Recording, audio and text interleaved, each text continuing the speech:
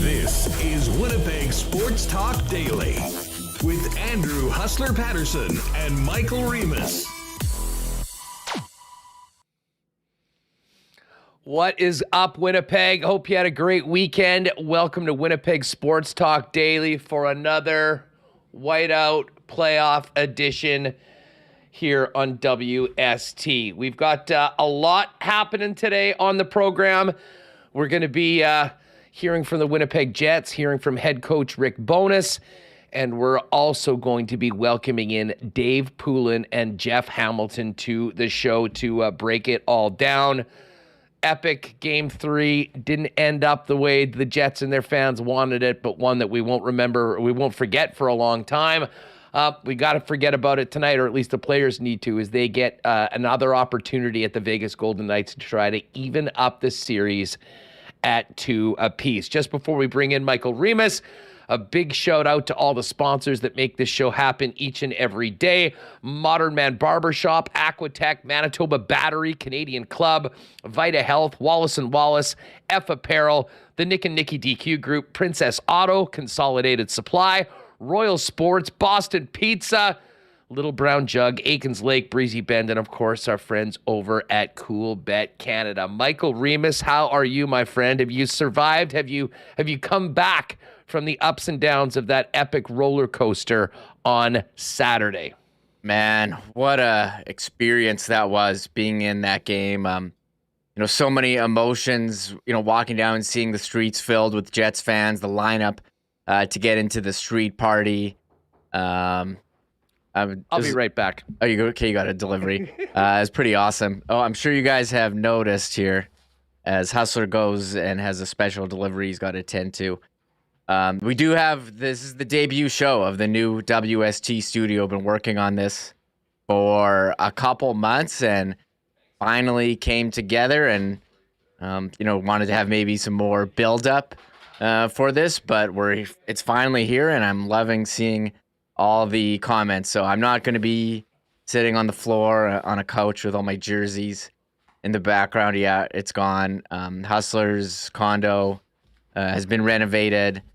So I'm happy to finally debut. I was glad to see the positive response in chat. So if you are listening on the podcast, come check out the YouTube. Got a bit of a new look right now. As far as the game Saturday, walking around downtown, seeing the lineup for the street party, everyone dressed in white. It was an incredible atmosphere, and you felt like it was going to be a big game. And being in the building, the warm up, people in their seats fired up. Just the countdown. They have it on the screen, like all the graphics for the whiteout in the arena. Just gave you that feeling that this was different. I joked, it's like when you're playing EA Sports NHL and you're in playoff mode, and they just made the fans go more crazy.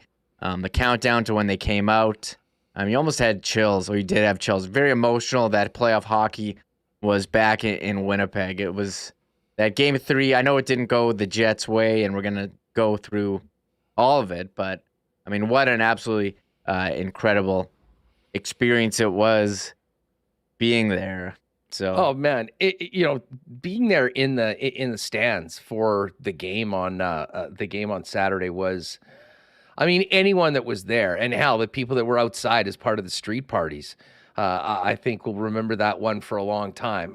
Obviously, it ended in heartbreak for the Jets, but that third period comeback, I think we learned a lot about this team. We knew that they are a plucky bunch, to say the least.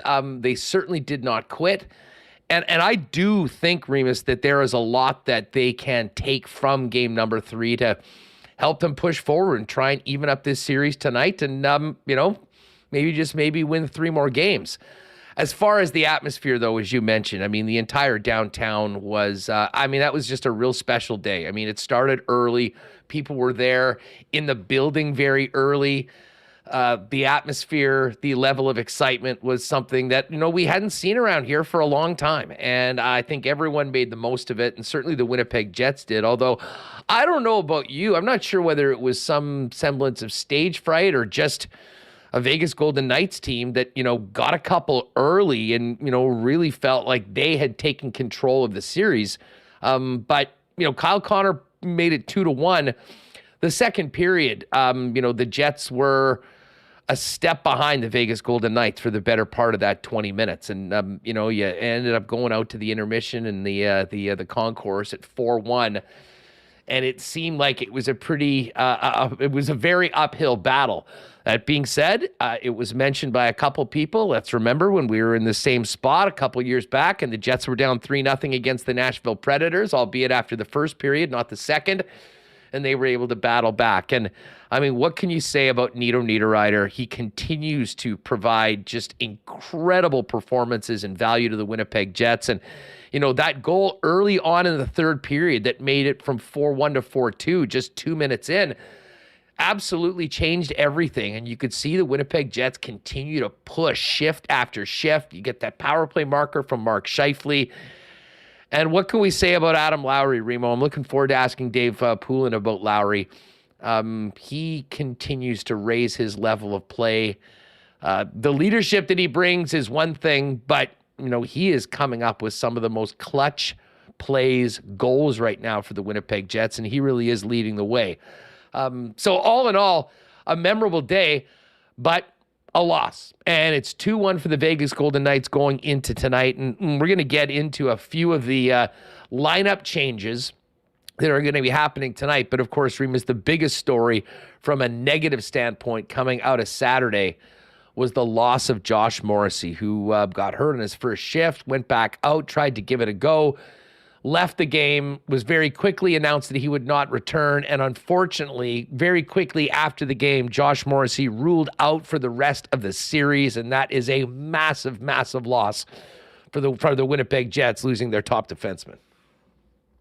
Yeah, huge, absolutely huge loss. And full credit for the whole team and the defense for stepping up on Saturday afternoon. Neil Pionk playing 40 minutes with 3 assists. Absolutely incredible. But yeah, you can't replace Josh Morrissey. He's your top guy. Was he third or second on the team in points this season? He's on the power play. Big loss. But, if you have any, you look at what happened on Saturday in the third period and in overtime, I think you should be confident that this team is able to hang with Vegas. And they're going to do what they can, but huge loss. And the question, after the game on Saturday was, who's it going to be? Who's going to step in here for Josh Morrissey? And Rick Bowness kind of wouldn't say, but Logan Stanley told Jeff Hamilton that he was going to be in. We'll see if they do go with 7, but Logan, it was either Stanley or Capobianco. They said Saturday weren't looking to call up someone from the AHL and throw him into playoff hockey. But Big Stan will be in. And last time we saw Big Stan, he scored 2 goals on Carey Price. I was going to bring that up. Logan, you know what? They need offense. So last time we saw Logan Stanley play in the playoffs, he scored 2 goals. This is a little throwback to one of our sports trivia nights, but one of 2 Jets 2.0 defensemen to score 2 goals in a playoff game, Dustin Byfuglien being the other. And who knows how much we're going to see Logan Stanley tonight. I think that he will certainly be playing, a third pairing role. And, depending on how the game's going, we'll see how much ice time that means. But Neil Pionk stepped up in a big, big way. I believe he assisted on all 3 of the third period goals, played a ton. And you know what I'll say is about Pionk, at least from an offensive performance, the one thing that he is not shy to do is shoot the puck. And I think that if there's one thing that came out of the third period that the Jets, I think, really need to build on was their level of urgency and how many pucks they got to the net. And I don't know what the aftermath of that will be on Laurent Brossoit. He's a professional. He's been through, he played a lot of hockey over the course of his career, albeit not in the Stanley Cup playoffs. But for the Jets to get to him the way they did with the game on the line, I think maybe sows some seeds of doubt. That being said, he didn't let any in overtime, and that's what counts the most. But Pionk is going to be a catalyst from the blue line. I'm sure he'll play upwards of 25 minutes tonight.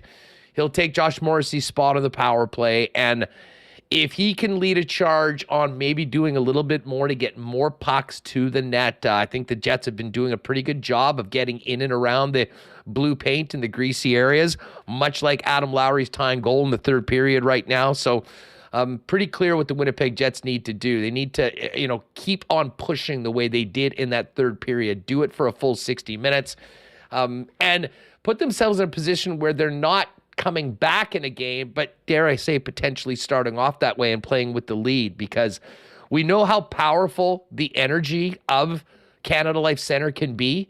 There was so much of it, and credit to the fans for not really getting taken out of the game, even though the score was what it was last night. But there's a lot on the line for a number of players that are really going to be counted on to step up with the loss of Josh Morrissey, who's just been so important to this hockey club all season long. Yeah, and I thought the crowd was just so, raucous to start the game. I mean, it was absolutely incredible feeling. Being in that game, watching the comeback reminded you of, past playoffs, most notably the Game 3 as well against Nashville. But I thought Vegas really quieted it down, getting on the board first and then second, but it picked up again with the Connors. Second period, the Jets were outshot 15-3. It wasn't a great period, but third period really came back to life, and you felt it after the Niederreiter goal. You felt it when they swapped lines, putting Nino Niederreiter on with Dubois and Connor and Shafley to center with Nemestikov and Wheeler. I thought that really did create a bit of a spark, even if they didn't score in the second period. But into the third, they played really well. And you're talking about stepping up. I don't think Connor Hellebuck has played that poorly, even though you look at the goals against and it's not an ideal number. But he needs to outplay Laurent Brossoit convincingly, and he's going to have to step up and put the team on his back like he has at times this year. The Jets want to try to extend this series to 6 or 7 games. So a lot of guys going to be counted on tonight with the loss of Josh Morrissey, and I think Hellebuck is the first one that you look at saying, hey, we need this guy to be end of season Connor Hellebuck, against like he was against Minnesota in that playoff clincher. Yeah, I mean, listen, it's not like Connor Hellebuck hasn't been good.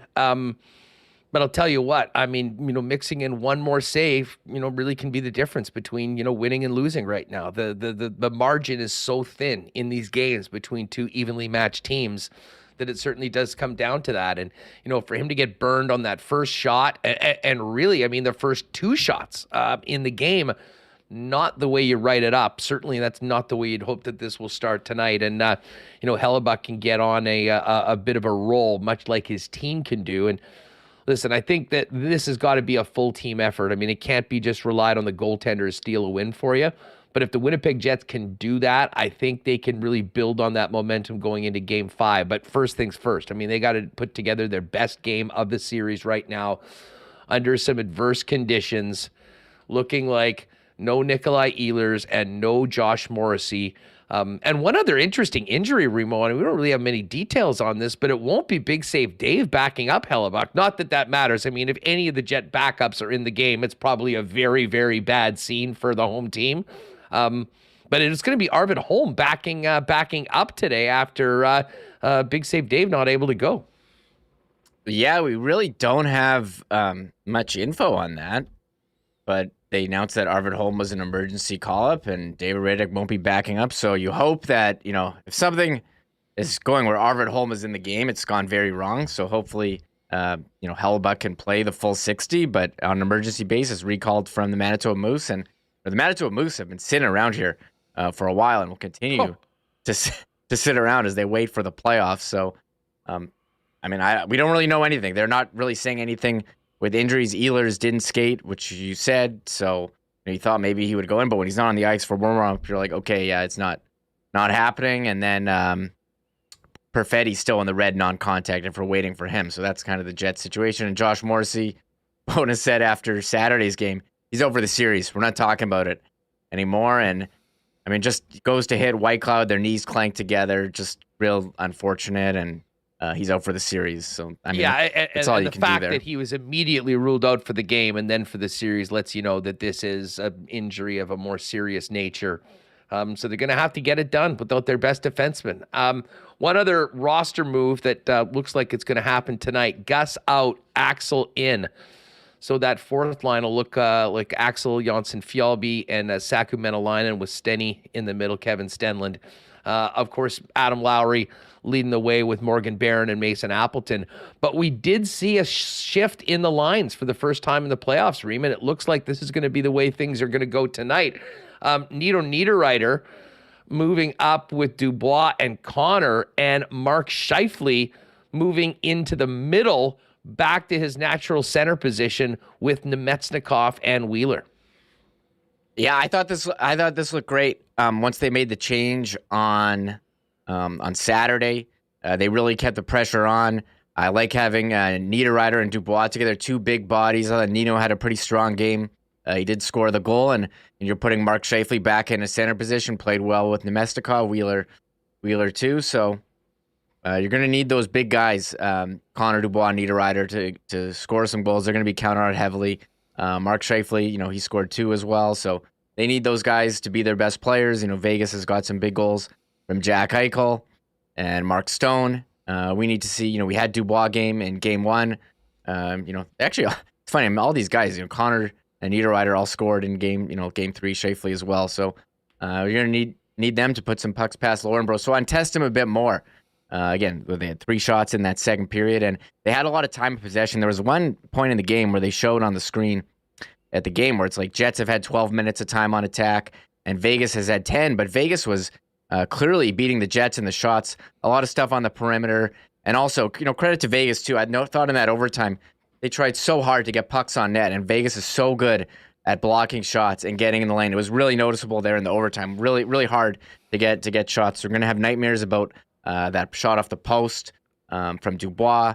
Also, was it Dylan's point shot that hit the post and went along the goal line? And that Dylan play, I mean, at that point, it's 2-1 in the hockey game in the second period. And I mean, I was in that corner basically behind Dylan, and that I still couldn't believe that it didn't end up in the net. Obviously, it hit the corner, hit the post, and another millimeter or two to the left, that's in the net. It didn't go in. And then very shortly afterwards, the third goal went in. And I mean, that was at a time where Vegas really sort of did take control. And your point about the perimeter is very well taken. When the Vegas Golden Knights are playing their best, they might spend some more time in their own zone, but the puck is usually in and around the boards, and it's not getting into those dirty areas. And that is going to be the challenge for the Winnipeg Jets to, continue to get not only pucks into the middle, but also their players into the middle and jumping on rebounds like they did late in the period with Adam Lowry making things happen. Now, after Scheifele tied the game, one of the things that, I mean, it's 4-3, and I, like many people, sitting in the building are just trying to catch a breath. And I was waiting for that third TV timeout, Reem. And I don't know, maybe it's because I spent some time doing game production before, but I mean, I'm always keenly paying attention to the 14-minute mark, the 10-minute mark, the 6-minute mark. And obviously, they're not taking timeouts after icings, although we'll get to that interesting one in overtime or goals. But they also don't take them after 2 minutes left in the game. And, while there were quite a few stoppages earlier on, at that point, the Jets just continued to push, but there wasn't any, stoppages. And I kind of was thinking that the Winnipeg Jets would love to have gotten a whistle, maybe call a timeout, rest some guys a little bit, but that didn't happen. But they ended up continuing to push and push. And I'll tell you what, I was in the building for the Dave Ellett goal back in 1990. And it is unfortunate that this game didn't end up with a win, because I think Adam Lowry's tying goal would be thought of in that same annals of, incredible Jet playoff history. But the roof almost came off that barn when Adam Lowry scored that. And, I remember heading out into the concourse in the intermission, seeing people. And I mean, the vibe there was unbelievable, but the general level of, I think, shock and awe that the Jets were able to come back was something that I will remember. And I think they need to really build off what they were able to do in that third period and know that they're not out of this, but also know that these games are not done until that final buzzer. We saw a great example of that on Saturday, and hopefully they can use some of that to push forward and get the one extra goal that they need over Vegas tonight to tie this series at 2 and get it back to a best of 3. Yeah, just to be clear, you misspoke. You mean Scheifele's goal to bring them within 1 there. Yeah. Sorry. Leading up to the Lowry tying goal. Yeah, leading up to and I mean, you felt, I think in that third period, you felt that they had chances. They had pressure over and over again.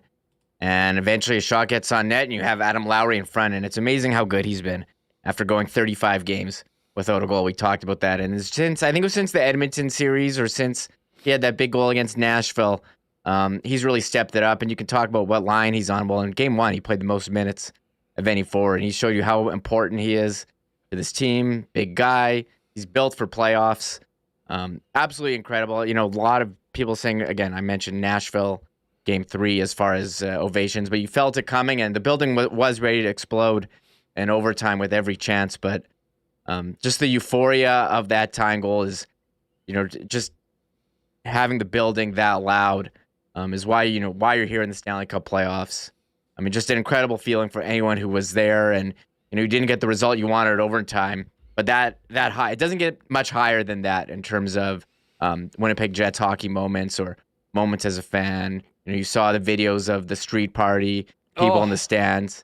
I mean, it was pretty incredible to see, even if ultimately they lost the game. Just when you talk about moments in Jets history, that tying goal is for sure going to be up there. Well, it will be for a singular moment. I mean, obviously, it takes some of the oomph of it away when the score ended up being Vegas 4, Winnipeg, Vegas 5, Winnipeg 4 in double overtime. But again, I think the Winnipeg Jets can really build off that. I mean, much better to go out that way than an underwhelming third period and losing 4-1 or 5-1. This is a series, and I know that it was heartbreaking for everyone that was downtown on Saturday to walk away knowing that the team had lost in that fashion. But at the same time, I think they proved a lot. We should talk about Dylan Samberg for a minute, Reem, and we'll hear from Samberg in a minute. He, of course, was the last Jet to touch the puck as he tried to clear it up the boards, hit a skate, went right to the middle, and boom, done. Samberg has played so well for the Winnipeg Jets this season, I think especially in the postseason right now. There's a reason why he was out there despite not playing much in the second half of the third period when the team was chasing the game and trying to get the equalizing goal. Unfortunately, there are plays that happen in a young player's career that they'll always remember and frankly learn from. But this is what happens in NHL playoff overtime. It can often be a bad bounce, a bad break, a simple mistake, not that this necessarily was one, that ends up in the back of your net. And no surprise that Dylan Samberg's getting a ton of support from his team. And I imagine he'll get the same thing from the fans tonight when he comes out there because of what a great season he's had, how important he's been to the Winnipeg Jets. And he and the rest of the defense corps are going to be leaned on even more tonight without Josh Morrissey, as we talked about. But heartbreaker for Samberg, who's been so good to me. And you could really see he was wearing it after the game. Yeah, I mean, he puts his hands on his heads, and you kind of saw it happening. Brett Howden coming at him after the drop pass. And you talk about the fans. They show Morgan Barron on screen in warm-ups, and everyone has given him a huge, a huge cheer. I mean, that was pretty awesome. But, yeah, I mean, this is going to be a play. I think I thought maybe he could have gone more against the boards, but you look at the replay, he's trying to get it to the boards. Howden's there. And I mean, this bounce, Huss, 9 times out of 10, it probably just bounces off his shin pad and comes back to him. And I'm trying to think, if I'm playing, I know I brought up playing video games, but if you play like EA Sports NHL and he bounces off the guy's shin pads right into the slot for a one-time, you're like, oh, this game's rigged, and I'm throwing my controller and breaking my TV. It's just such a... I mean, he's played such a great series. It's a really tough play. I mean, again, Howden's forechecking. He tries to get it to the boards and bounces, right to the slot for a one-timer. I don't think you could recreate that if you tried. So, that was a tough break. The building went silent. really tough. And I think, he spoke yesterday, handled it just about as well as you could. Like, I don't think his role on the team changes. I mean, although he's paired with Stanley right now on the third pair. They had Dylan, Pionk, Schmidt, DeMello. So we'll see how that goes throughout the game. But I mean, that's a tough one to take for a young guy, and he's played great this season. And we'll see how he rebounds tonight against Vegas. I will admit, we'll get into this more with Hammer. I was a little surprised to hear Logan Stanley was the guy going in. And I guess maybe we shouldn't be, considering the sort of hierarchy or the depth chart of the blue line. But I'll say this, because of the player that Josh Morrissey is and what he does, I was kind of thinking that they might go with Kyle Capobianco. Now, apparently Capobianco might still be a possibility, and they could go 11-7. But I think, based on what we've seen in the morning skate, it's most likely that it'll be Sandberg and Stanley playing together. And those are two young defensemen without a ton of NHL experience. I wouldn't be surprised if he really leans on Dylan and Pionk and Schmidt and DeMello for the majority of the ice time tonight. But we're going to hear from Dylan Sandberg as well as Rick Bowness in a minute. And then later on in the program, have a little bit more from earlier today. Just before we get to those clips of more reaction and aftermath of game number 3 heading into tonight's game 4, got to give a big shout out to our friends at Modern Man Barbershops, our newest sponsor here on Winnipeg Sports Talk, with 8 locations in Winnipeg. 2 new locations as well. Pembina Highway right over by Bishop and the University, or on the east side of Winnipeg over on Plessis Road. Modern Man Barbershops offers a variety of grooming services, including haircuts, beard shaping, shaves, color services, and more. Book your look and make an appointment online at modernmanbarber.com. And you can give them a follow on Instagram at Modern Man Barbershops. Summer is just around the corner, everyone, and make 2023 the year you take the plunge with Aquatech. Visit aqua-tech.ca to design your own custom pool. Their team can provide on-the-spot pricing from designers, as well as financing options that can suit you. And while you're thinking about that pool, whole home renovations also start with Aquatech. With thousands of renos as their foundation, let Aquatech upgrade any space in your home. Aquatech's ready to make your reno dreams a reality. Learn more about design, pricing, and financing options today at aqua-tech.ca. Well, gang, the good times just keep rolling here in Winnipeg. Not only are we enjoying playoff whiteouts, but Manitoba Battery continues to celebrate their 10th birthday with great deals for all you folks getting ready for summer fun. And this time they're blowing out golf cart batteries for any of you that are ready to use your cart to enjoy our beautiful Manitoba courses, for those or for your own getaway when you're out on the lot at the cottage. 6-volt golf batteries are now $167, and 8-volt golf cart batteries are $177. And that's just the start. Those prices include free delivery anywhere within city limits. And when you return your cores to Manitoba Battery, you'll receive another $17.50 off what's already the lowest price in Manitoba for golf cart batteries. Get your batteries now so you can be ready for May-long weekend and summer fun. The sale goes from today until May 6th. For more information, go to manitobabattery.com or pop down and see him at 1026 Logan Avenue. And big cheers to our friends at Canadian Club, Canada's favorite Canadian whiskey. Also, the official spirit of the Winnipeg Blue Bombers and WST. And of course, they've also got the Canadian Club in ginger, now available in 473 milliliter cans and at liquor marts and beer vendors. And we're counting down the days until we can enjoy a few CC and gingers at IG Field watching the blue and gold. Pick up Canadian Club at your local Manitoba liquor marts. All right, let's get to more aftermath from Game 3 before we dive in with Dave Poulin and then focus more on Game 4 tonight. Rick Bowness, obviously proud of what his team was able to do to come back in the game, but disappointed in the end. Talked about the roller coaster that was Game 3. That was a hell of a hockey game. The crowd was fantastic. The guys laid it all out there on the line tonight. They played their hearts out. I'm very proud of the way we played. We're down early. We get that. We fought back. We're down 3 going into the third. We kept fighting. There's no quit in this crew.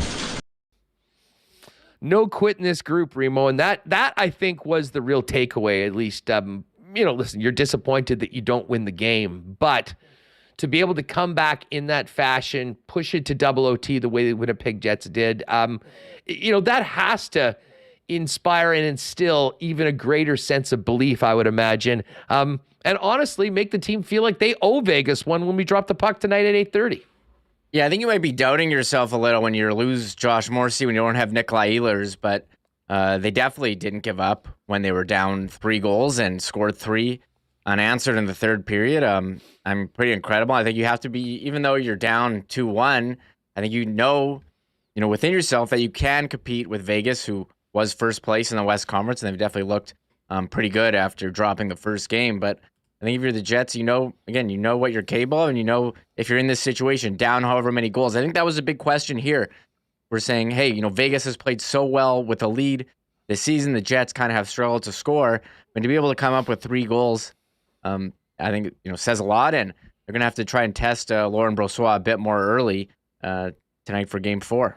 Now, I was sitting up in 316. Shout out to everyone in that section. It was awesome to see so many folks and a few that hadn't been around for a while back in the section. But, like many people, I mean, you're so dialed in on just what's right in front of you and what's happening. It took a little while to realize that Josh Morrissey wasn't there and what was going on.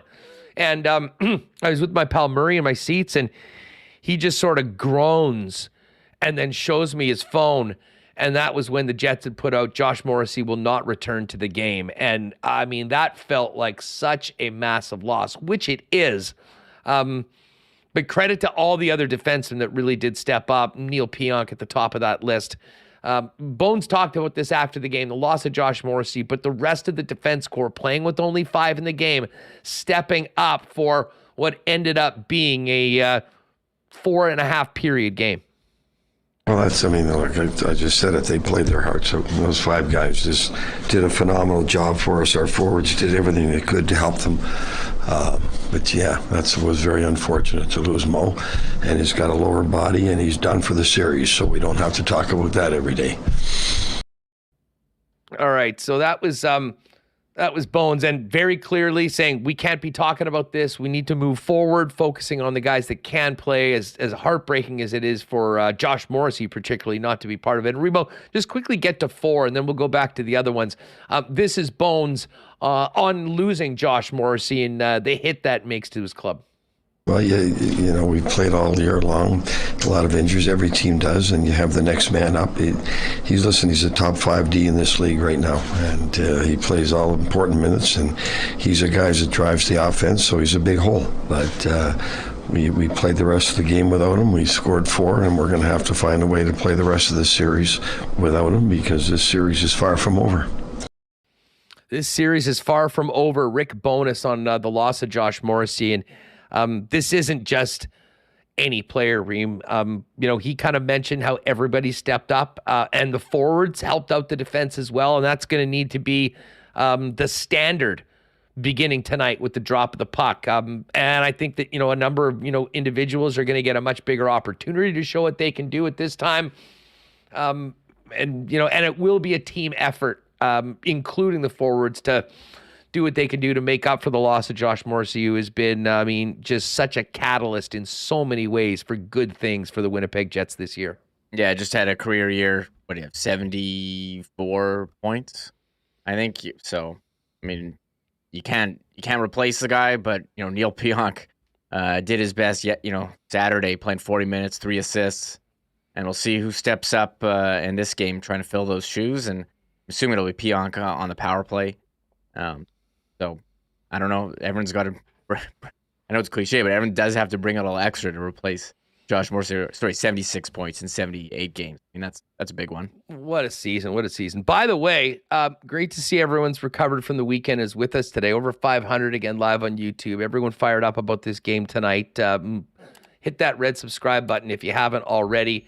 And for those of you that just popped in a little late, yes, beautiful new studio put together by the CTO and some of our friends. So this is our new home on Winnipeg Sports Talk. But join us Monday to Friday, 1 p.m. Central, right here live on YouTube. And if you do want to get the audio version of the program, it's available wherever you get your favorite podcasts.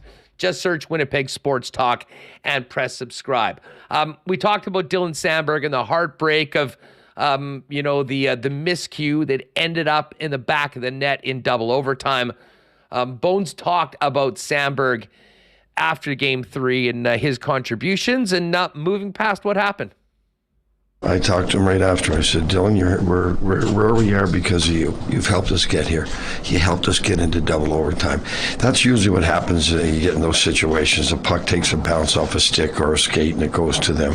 That's usually how the overtime games are ended. So, but I talked to him right away, and again, he's a big part of why we're here, and we'll keep playing him. Big game coming up from Slamberg tonight, I have a feeling. Here's one more from Bones. Adam Lowry has been, I want to say a breakout star because we've known Adam Lowry and what he brings to the team for a long time. But this offense has not been around for a while, and it seemed like it was coming. He really started scoring at the end of the regular season after that miserable 35-game drought. And he's as hot as anybody right now in the playoffs with 4 goals. Rick Bowness talked about Lowry, where he's at, and if he's playing the best hockey that he's seen yet from number 17. Yeah, it is. The last couple of weeks of the season, he puts his heart and soul into every shift, and it shows. He's a big, mean, physical guy out there. He's one tough guy to play against. He does so many little things to help this team win that he's invaluable to this team. Speaking of Adam Lowry, who continues to star for the Winnipeg Jets in a 200-foot role, but has provided some big-time offense so far in this series, Lowry expanded on the ups and downs of Game 3 and moving forward into Game 4. Yeah, I think, obviously we were excited. I think maybe a little too ramped up and, just feeding off the home crowd a little bit, and you get behind 2-0 early in the game, but Casey scores a big goal for us, and we liked where we started to get to near the end of the first, and the second period, I think it was again just managing pucks as a transition game. We weren't as sharp as we needed to be, and you fall down 4-1, and against a great team, you think maybe that's this game, but you want to build some momentum for Game 4. And not that we're throwing in the towel. We talked in the intermission. We got a lot of belief. We've come back 4-1 before and won a game in overtime against the Oilers. So, it was there. I think when scored early, it gave us, some momentum. It got the building kind of rocking again. Rightfully so. The wind had kind of gotten taken out of their sails. With our lackluster second. But Shea scores a huge power play goal, and anything can kind of happen with it. Net out, so we felt really good kind of going into overtime, and we got a big kill at the start of the first one. Had some good chances. I think anytime you get to overtime like that, bounces happen, and unfortunately it went their way. But I think we've got a lot of belief in this group. I think there's not any quit, and we believe that we'll be able to come back strong and play well in Game 4 and give ourselves a great chance to win that game. All right, an extended. That was a bit of a trip to the buffet for Adam Lowry, but I thought he very accurately, Reem, described many aspects of that game. But there's a lot that I think the team can build off of. They can feel good about themselves. They're not happy with the way that it ended. But that can only galvanize. You hope that can only galvanize the team, knowing that they are absolutely right in this series. And, with the strong performance tonight, you end up cutting it down to a best of 3. Yeah. I think they're still in it. It's 2-1. I know their home ice, since the Jets 2.0 returned, hasn't been the best in the playoffs. However, you felt that crowd there on Saturday, and I think it's going to be an impact tonight. And they came out of the gate like these guys, both teams, trying to absolutely kill each other I mean, the hitting in this game, and I'm curious if we're going to see the same level of physical play with this short turnaround. Already the fourth game. Like, I don't know if whoever's tracking hits in the series is just hitting it nonstop. Like, the numbers have been off the charts, and we'll see if they bring it here off the start. But hearing from the Jets, it seems like they know that they're capable of winning a game here.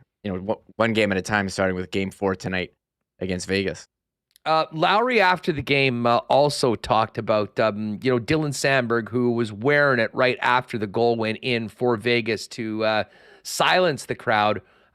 Here's Adam Lowry on the young defenseman. Listen, you're put in a position, big minutes, you're a big-time player. I think that's the thing. You're out there in overtime for a reason. He plays huge minutes on the PK. He's done a great job, all year, and it's a bad bounce. He was making the right read. So, you feel for a guy. You never want to see a guy kind of upset or blame himself, but that's not how we feel. I don't think anyone would ever kind of feel that way. Everyone's working out there. Everyone's trying to achieve the same goal, and it sucks to see him kind of feel that emotion. You just want to support him as a teammate, and you can feel it for a little bit, and then we try and move on. We're getting ready for Game 4 now. That one's in the past, and it sucks, but we're going to need him for Game 4, and that's what we told him. All right, there's Adam Lowry, who was the hero at the end of the third period, tying the game up. And I'll be honest, even with the loss, I still, and I've had this a number of times since Saturday, just get chills thinking about that puck going in and the euphoria in the building. Now, didn't end up the way any of us wanted, but it was still an incredible moment. And Lowry just talked about scoring that tying goal to complete the comeback and get that one to overtime. I was pretty fired up, I think, to kind of enter the third where we were at, and, to get it and, get the building rocking and have a chance to win in overtime. It's pretty big high emotionally, so it was nice to get the building back, tie the game up for the guys, and it was too bad we couldn't finish it off. All right, so there's Adam Lowry, who continues to lead the way for the Winnipeg Jets in a number of departments. But let's hear from Dylan Sandberg. And, it was agonizing, seeing that red light go on, seeing the way that play broke down, and seeing the reaction of Sandberg with his hands on his head afterwards, realizing what had happened. Dylan Sandberg did, credit to him, speak and just talked about the play that ended up, unfortunately, leading to the winning goal for the Vegas Golden Knights.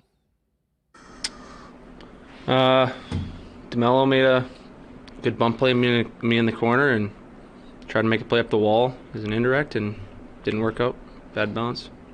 How about the way your teammates consoled you afterward? What does that say about your group? Yeah, they've all been great. Everyone's came up to me and said that stuff like this is going to happen. It's going to make you better for it. It's obviously unfortunate in the time, but just pick your head up and move on to the next game. That's why it's a 7-game series. All right, so there's Dylan Sandberg, along with his Hermantown product friend Neil Pionk, who had such a big game for the Winnipeg Jets in that comeback. But Rick Bowness talking to Dylan Sandberg, afterwards, and make no mistake about it, this young man is a big part of the reason why the Winnipeg Jets are where they are right now. And Sandberg talked about Bones calling him after the game. Means a lot, yeah. Obviously, shows that everyone in the room cares, and I feel like everyone's been through a moment like this in their career, and it's just it's part of the process, and it's just a bump in the road you got to get over. It's literally one play of hundreds throughout the game, and we end up talking about it just because people are interested in those kind of things. I'm wondering, you personally, obviously you're not feeling great about the play, but do you see it as something that hardens you, or something, as you mentioned, everyone's kind of go through it? Do you see this could be a positive moving forward, and just going through something like this in your pro career? Yeah, I don't think it could get any worse than it is right now, but I think this will definitely test my adversity, and I'm just looking forward to Game 4 now.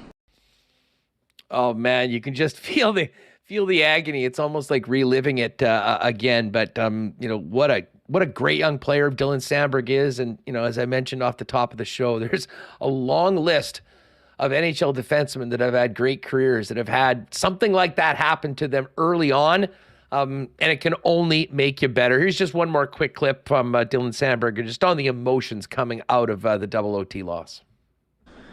Well, it is what it is. It's the game, and that's why we play it. But I don't know. It's obviously not something that I wanted to happen or wanted to happen. But it just is what it is, and trying to forget about it right now.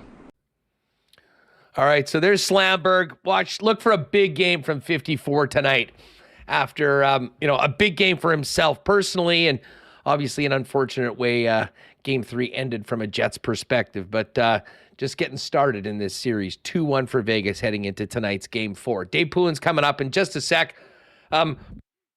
Before we do that, if you're looking for great prices on natural and organic supplements, beauty products, and groceries, and Winnipeg's largest assortment of local products too, get on down and see our friends at one of 7 Vita Health Fresh Market stores or online at myvita.ca. Have you had your healthy fats today?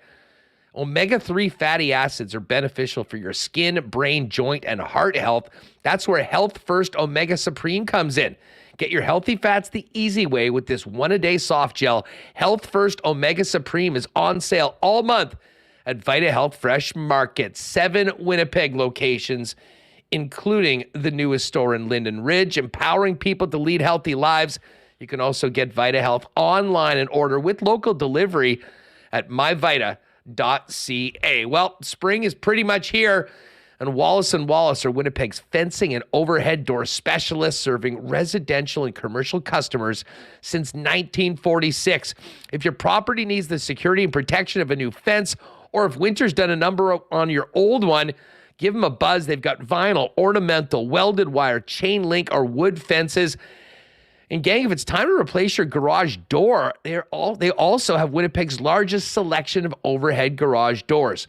204-452-2700 is the number. The Wallace & Wallace team can arrange a time to come out and give you a free estimate. You can also visit them online and find out more at wallacefences.com or pop down to their showroom on Lawson Road just off of Kenniston.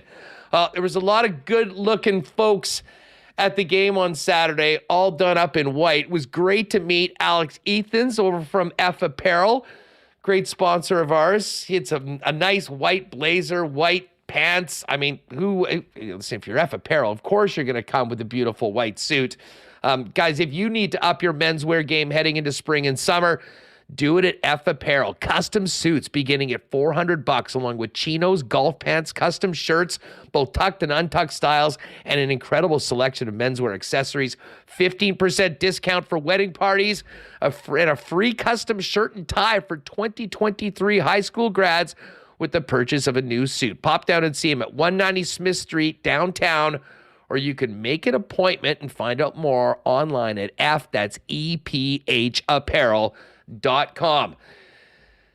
I'll tell you what, Nick and Nicky DQ probably won't be open after tonight's game, but let's make a point of a victory blizzard, hopefully tomorrow some point, as the Jets and Vegas Golden Knights head back to Sin City for game number 5.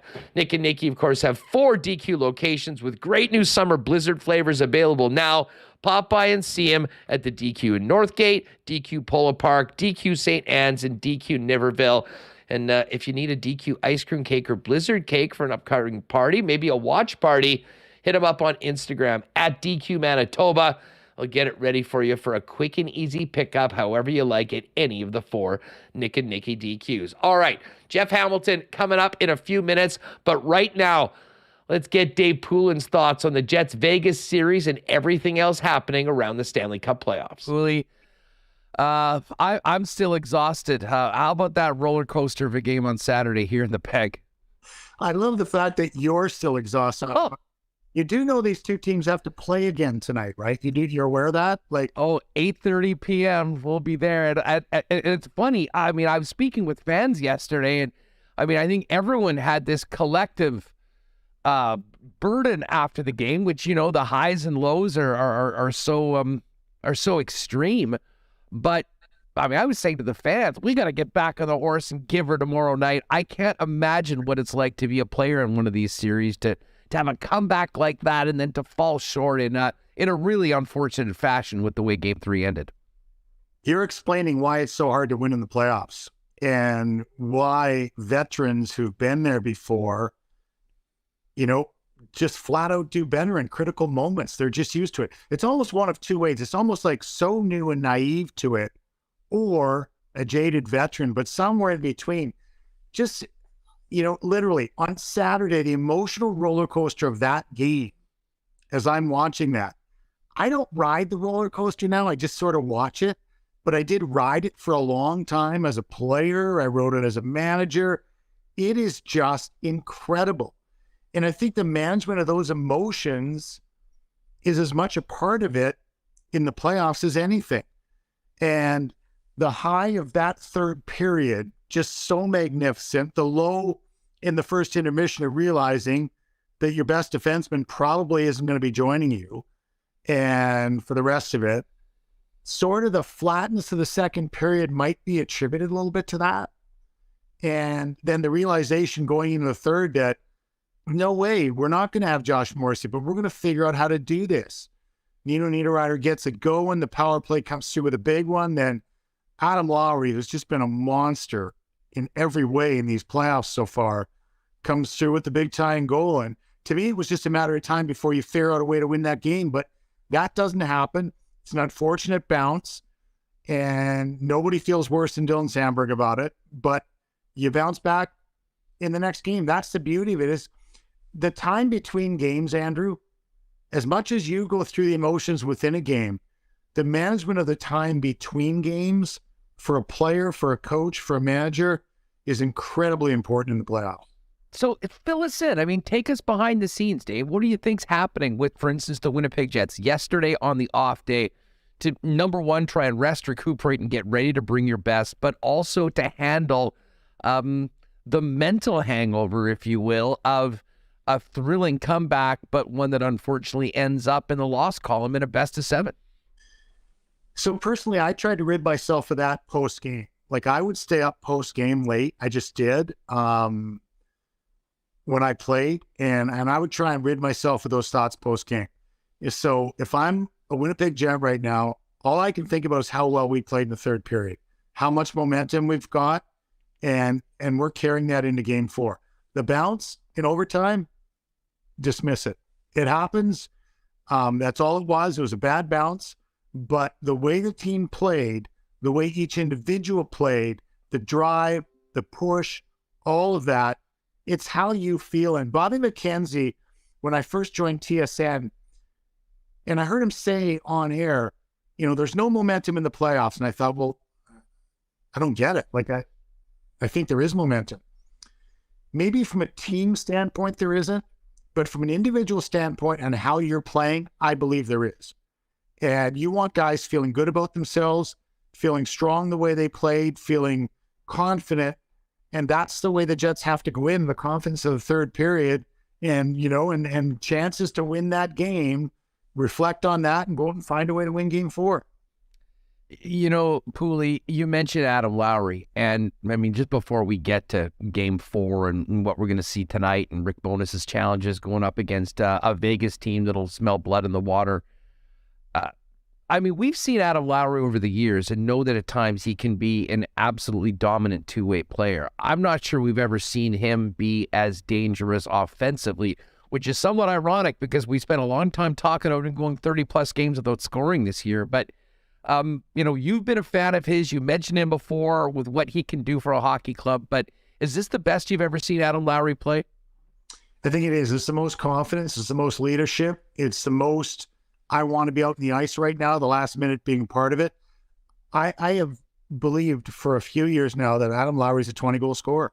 I just have. I still think he's going to score 20 in the National Hockey League. And sometimes there's a deferral because of your role. And maybe even for the short period of time you plug Nino in on his left wing, I guarantee you Nino Niederreiter doesn't think he's a third-line player. And I don't care what you call me, but that line didn't play like a third line. And so Nino's telling him, we used to laugh about it. We're the first line. We'd say we're the first line. I don't care what they call us. Super Dave Reed and I played together in Boston. We used to call ourselves the first line. We used to push our way to the front of the line in drills, pretending we were the first line. That Oates, who's that? We're the first line. And so that's what I think with Adam Lowry should be doing right now. Buttoning in front of Pierre-Luc Dubois, in front of Nemesnikov, or wherever they're calling the number 1 and 2 centers. But that's the way he's playing. And that's the most important thing. And I think, you grow into leadership, and that locker room's been through a lot. It's been through a lot of phases, but you can see the leadership. And sometimes that happens easier than another time. Sometimes it's age related. Sometimes it's experience related. I think with Adam Lowry, it's a little bit of each. And there's still a confidence there when you've been typecast as a third line player and not as one who's relied on or leaned on to score. There's an escapism in that. And you can't let there be. You have to think that you're going to be the guy that gets it done. No, Adam Lowry will be there leading the way tonight, I'm sure. Josh Morrissey won't. Goes without saying how important he's been to the Winnipeg Jets all season long. They can't dwell on that. They need to move forward. But what needs to happen in the absence of Josh Morrissey to keep this thing going in the right direction and try and even this series going back to Vegas? Well, everybody's got a little bit more on their plate. I mean, what did Piant play? 41-plus minutes the other night. DeMello was right there. Nate Schmidt, maybe a little bit more. You think of that. Think of the left shot on that side, maybe a little bit more. And maybe a little bit more at both ends of the rink from Nate Schmidt. But overall, it's by group. There's no question. I think it's still undetermined as who's going in, unless you know that now. And, so whoever goes in, it's going to have to be by group. But if I'm the forwards, I grab the forwards as well. And I say, look, we got a key guy out back there. We can make their job easier. Work a little bit harder, a little bit deeper. Make the outlet pass, that first pass, just a little bit easier for every guy that has the puck. So I think it's on this whole group to make up for the loss of a star player. Well, it sounds like it's Logan Stanley that's going in, and Logan hasn't played in the better part of a month or so, Dave. What's it like for a young player that has been pining to get in, that has been on the outside looking in for a playoffs, all of a sudden to be thrust into the lineup? I'd imagine that there's a lot of energy that comes with it, but at the end of the day, these games often are won and lost on mistakes, and I'd imagine just keeping it simple and being confident will be the most important for Logan. You're exactly right, but we're not talking about a first-year rookie either. He's played a lot of games, and he's played in big games for the Jets in the past, and he's been a force physically. And so I would look to my strengths, look to eliminate, look to stop the cycle in the defensive end, and don't complicate it all with the puck on your stick. I mean, it's first touch, it's walling out, it's looking up the wall, and you know what? Talk to your left wingers and say, gentlemen, when I get the puck, it's coming up the wall. It's up to you from that point forward. So I think those are all conversations, and Stanley's not, he's played a lot of games in the NHL. So you're not talking about a kid who's never played, who's just in from college or just in from junior. I think he'll be fine back there. Dave, what do you think the message from Rick Bowness to his club yesterday was after the game on the off day? And what will Bones be saying to the guys before this late one tonight? We're going to win the series. I've played in series where I've lost the first game and after the game said, we're winning the series. I mean, you just feel like that. That's the way you've got to feel. As much as they've got an experienced group on the side, some of their key people aren't. Jack Eichel's only played, he played 3 playoff games in his NHL career. You get a lot of guys that have been to battle with that group. But I think it's simplified, and I think it's do your own job. It's don't try and do everybody's job. But from Rick Bowness' standpoint, he's telling the group, we're good enough to win this series. We've got a better goaltender. We can play with the Golden Knights. We know that. We've played with them. We just have to play with them through the entire game and at the right times during the game. Is there something that Winnipeg, it's always about scoring goals, and we're focusing on the third period and what they are able to do. But from a defensive standpoint, is there something the Winnipeg Jets could benefit from doing better in Game 4 than you've noticed in the first 3? Yeah, I don't think it's one thing, Andrew. I really don't. And I look more to the offense, and I'd look at getting more pucks to the net. And I think that's something that you can always do. Let the other goaltender make a mistake. It does not have to be a perfect shot. And in this league right now, we're watching crazy goals go in every night and not expected goals.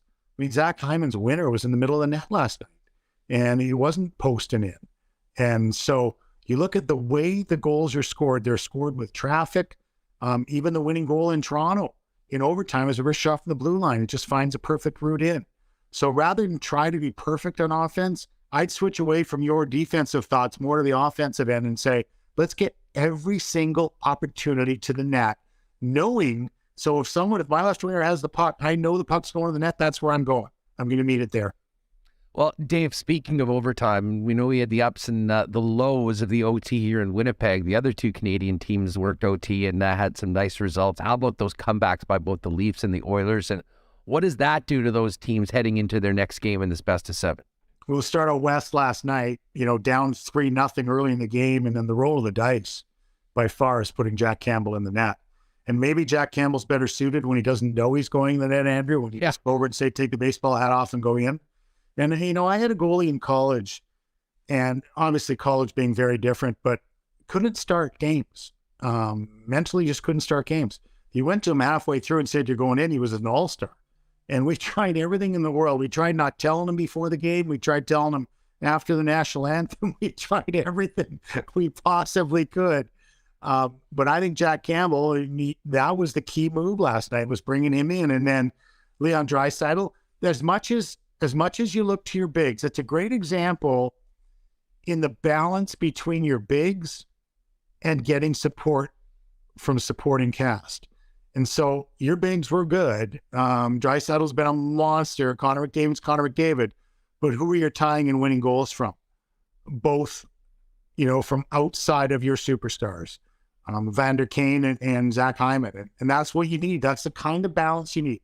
Even when you have the two best players arguably in the playoffs right now, or Draisaitl maybe has been the best player in the playoffs right now, you need depth and scoring from everybody. You need the chip in. You need that key goal. They got it from Hyman last night.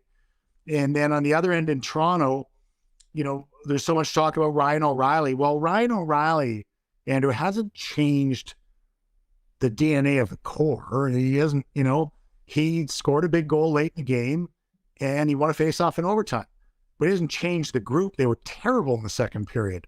And they played awful. And Samsonov saved the game for them in the second period. So I don't think either series was won in game 3 or game 4 respectively, game 4 and game 3 respectively. But, you need the efforts across the board. And they feel in O'Reilly, they got something they didn't have. And they're correct in that they don't win that game last year in the same manner. But that doesn't mean they win the series either if the other guys don't play.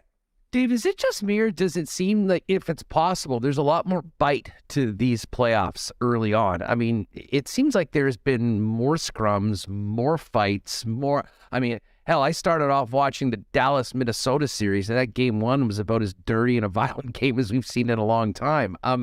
This looks nothing like the regular season, and we should expect that, but I'm not sure whether it's just how close the matchups are, whether these teams really don't like each other, but are you noticing that too?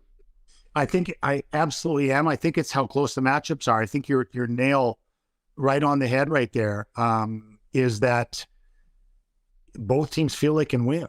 And you're willing to do in a short period of time.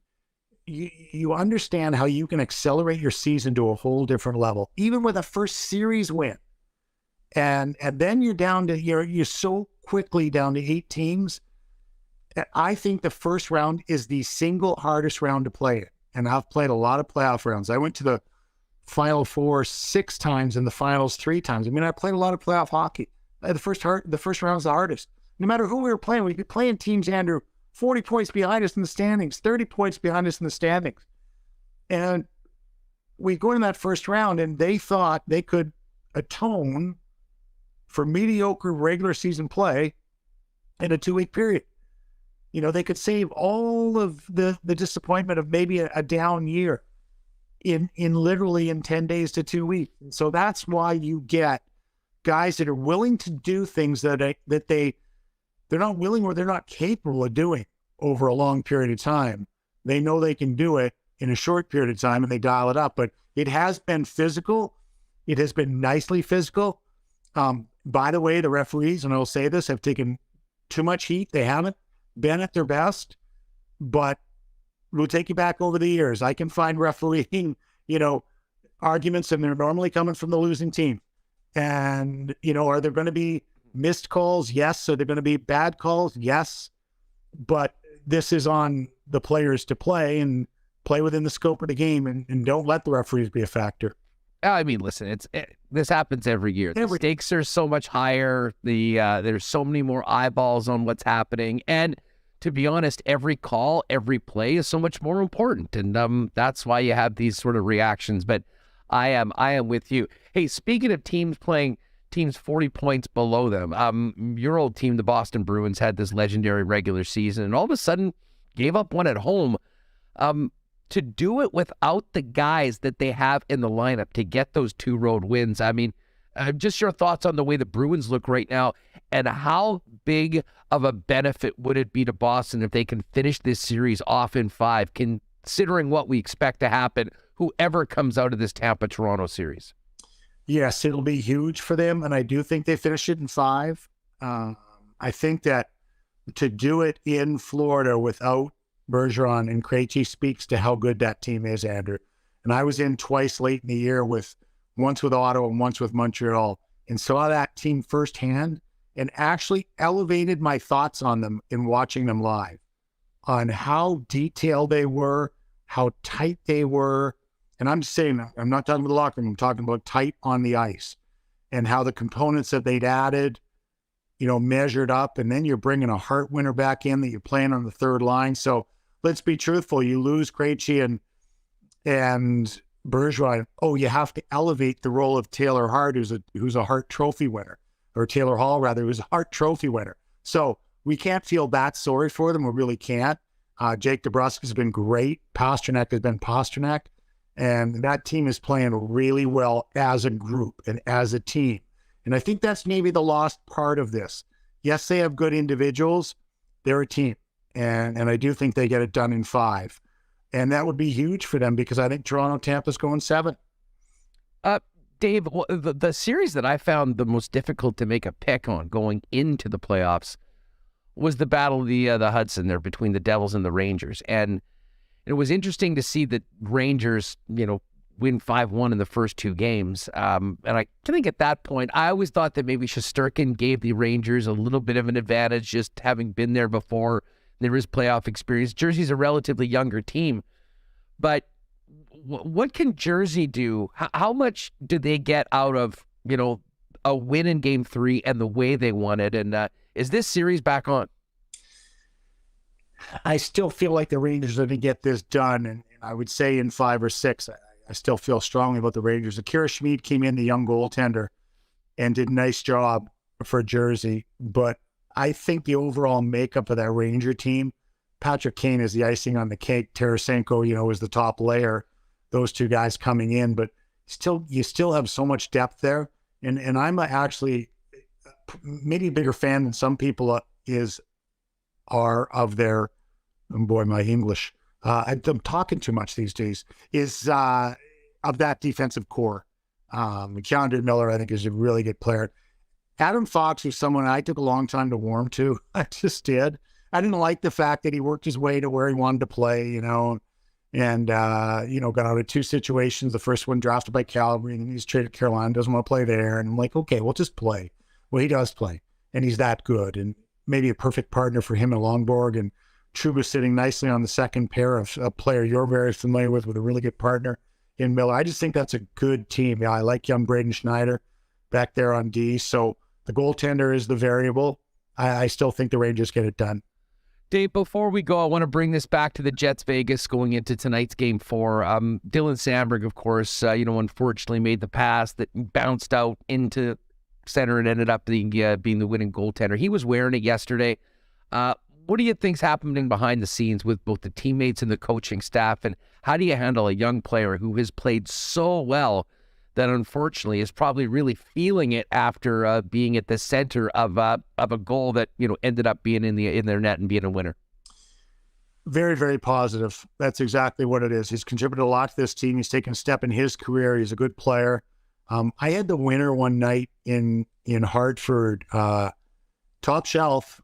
good deflection against Andy Moog. Unfortunately, he was my own goaltender. And, just playing net front, the puck came out of the corner. I put it in over Moogie's shoulder, and, he felt terrible. Hey, he was great about it. We came back and won Game 7 and kept going right through to the finals. So things like that happen. It's up to the individual they're going to happen within a game. It was an unfortunate bounce. And Hellebuyck looks at him and says, yeah, I'm going to stop it next time. Poulin, did you ever play? I'm not sure whether this is sort of a more recent phenomenon with the TV schedules, but did you ever play playoff games like a local 8:30 or 9 p.m. start? 9:30. How does that change? 9:30? 30 on the East Coast in Madison Square Garden, because the circus was in town and the circus had matinees. So you're walking up the ramp in Madison Square Garden looking eye to eye with the Tigers and the Elephants. And so no morning skate, there's no ice available, and you're playing 9:30 start. It's miserable, Andrew. It is miserable. The old 8 o'clock hockey night in Canada starts on Saturdays used to be the scourge of everyone. It didn't seem like a lot, the extra half hour and then the extra hour when they moved to 7 o'clock. But believe me, 9:30, yes, I have. Are they tough? Yes, they are. How does that change the game day for players? I mean, for fans, it's like, you can't believe how long you have to wait, and there's the nerves and the energy. That's for the fans. I can't imagine what it's like for the players, especially in a scenario like for the Jets, who probably can't wait to get back out there and get back at it after the way Saturday finished up. They're tough. They're flat out tough. And you have to adjust to anything. I'd way rather adjust earlier than later, though, Andrew. I'd way rather have that game coming on me early than coming on me late. Give me a 5 o'clock, give me a 4 o'clock, whatever you want to call it, and the late ones, you're talking to the wrong guy, because I hated them. Well, considering the way the Jets played in the first and second as opposed to the third, maybe this will be a good thing for a bit of a later start. We certainly hope that they can get a win and make this a best of 3. It's been a lot of fun so far. The entire playoffs have been. Poulin, always a pleasure having you on the program. Enjoy the games tonight, and hopefully we'll be having you back to talk about the Jets still alive in the Stanley Cup playoffs in a week or two. Sounds like a plan, Andrew. Enjoy the hockey. All right, great stuff with Dave Poulin. As always, really appreciate him jumping on with us today. The Hammer is locked and loaded. Jeff Hamilton of the Winnipeg Free Press. Just before we bring in Hammer, got to thank our friends at Princess Auto for their wonderful support of Winnipeg Sports Talk and all things Winnipeg. Princess Auto is where you'll find the best deals on the most unique assortment of tools and equipment around. Everything you need to complete the projects on your list or start something new is at Princess Auto. Pop by and see them at one of 2 Winnipeg locations, Panet Road or Portage Avenue West. And you can always shop online 24/7, 365 at princessauto.com. And I know we're all locked and loaded on the hockey right now, but it won't be too long before we're tailgating at the Princess Auto tailgate zone before Winnipeg Blue Bomber football coming up this year. We had a great time, Remo and I, popping by and seeing Joe and Spicy and the gang at Consolidated Supply for their big grand opening of the showroom over on Niagara Road at 1395 Niagara Road East. Just waiting for this melt to be completed. And then I know Joe's going to be crazy with irrigation systems, not just for golf courses, but for anyone's property. Consolidated Supply are the leaders in irrigation systems, artificial turf, and of course golf carts as well. Donnie and the gang have the battery sale on the golf carts. Well, new and used golf carts, good to go for you over at Consolidated Supply as well. Other great options as well for your property, including hot tubs and amazing outdoor kitchen options, as well as, of course, small engine parts and repair. Pop by and see them at the showroom at 1395 Niagara Road East, or find out more online at cte.ca. Are you going to the game tonight? You heading to the whiteout party? Do you have your whites? Well, one stop at Royal Sports will take care of that real quick. White road jerseys, white heritage jerseys, white retro reverse jerseys, tons of white hats, and so much more waiting for you. And of course, they are open today. So if you do have any Winnipeg Jets whiteout needs, Royal Sports is the spot to do it. Of course, with spring here now, stock is arriving daily for soccer players, baseball players, softball players, tennis players, and more. Everything you need, not to mention a huge selections of bikes arriving by the day as well. Pop down, get ready for the whiteout, and get ready for spring at Royal Sports, Manitoba's #1 sports superstore, 750 Pembina Highway, and follow them on Instagram at Royal Sports Pembina. Hey, if you're not at the whiteout party or in the building tonight, the next best place to be is at your whiteout headquarters at your local Boston Pizza. Chance to win tickets to a Winnipeg Jet playoff game, great specials, and the new Fanalytics-driven triple play combo, including cheesy Bandera bread, cactus cuts, and Thai chicken bites. The new dill pickle spears are there as well. It's all happening at Boston Pizza, so if you're not at the game tonight, the next best place to be is at your local BP. And if it is an 8:30 game, if you are staying at home, you can always order online and get it delivered to you at bostonpizza.com. All right, let's get the Hammer in here to break down Game 3 and get ready for Game 4 tonight. Hammer, what's up? How was your weekend? It's funny you ask how my weekend was, because I was thinking yesterday that it was like Wednesday and it was Sunday night. So my weekend was pretty dominated by hockey, by interviews, by talking with people. Obviously, the playoffs coming back to Winnipeg. Overall exciting weekend, but I worked throughout. So I was at my brother's yesterday having dinner, and it dawned on me that it was Sunday evening and that I would have my hit with you guys the next day, as Remo sent me a text message confirming the time. So it went by quickly, but it was a good one for sure. Well, it was great to have you on today. And I mean, man, there's so much to get through. I mean, I tweeted this out yesterday. I mean, I, like most of the fans of the Winnipeg Jets, I think was, needed a day off. I'm glad we didn't have a show yesterday, to be honest, because I needed this to exhale. Essentially, it was emotionally exhausting, and I can't imagine what it was like for the players involved in that game. Because listen, it won't be remembered the same way because they didn't end up winning. But I mean, for a game that did not start off very well, looked very bleak after 2 periods, for the team to come together and battle back to get that thing to overtime and push it all the way to the second is a game I don't think anyone will forget. But as we were talking beforehand, you'd hope from a Jets perspective that there are some things that they can at least build on, because I can tell you it's far preferable to show that sort of fight, knowing that you can stay in a game and in a series that's still very much up for grabs at 2-1 going into tonight's puck drop. Yeah, I think, it's certainly not the time of year for silver linings or moral victories. Let's just get that out of the way, because that's obvious. But it's about as close to as positive a silver line as you can get for losing a game, in my opinion. Now, you win that game, as you noted, it's certainly remembered, assuming that would be a catalyst to winning the series.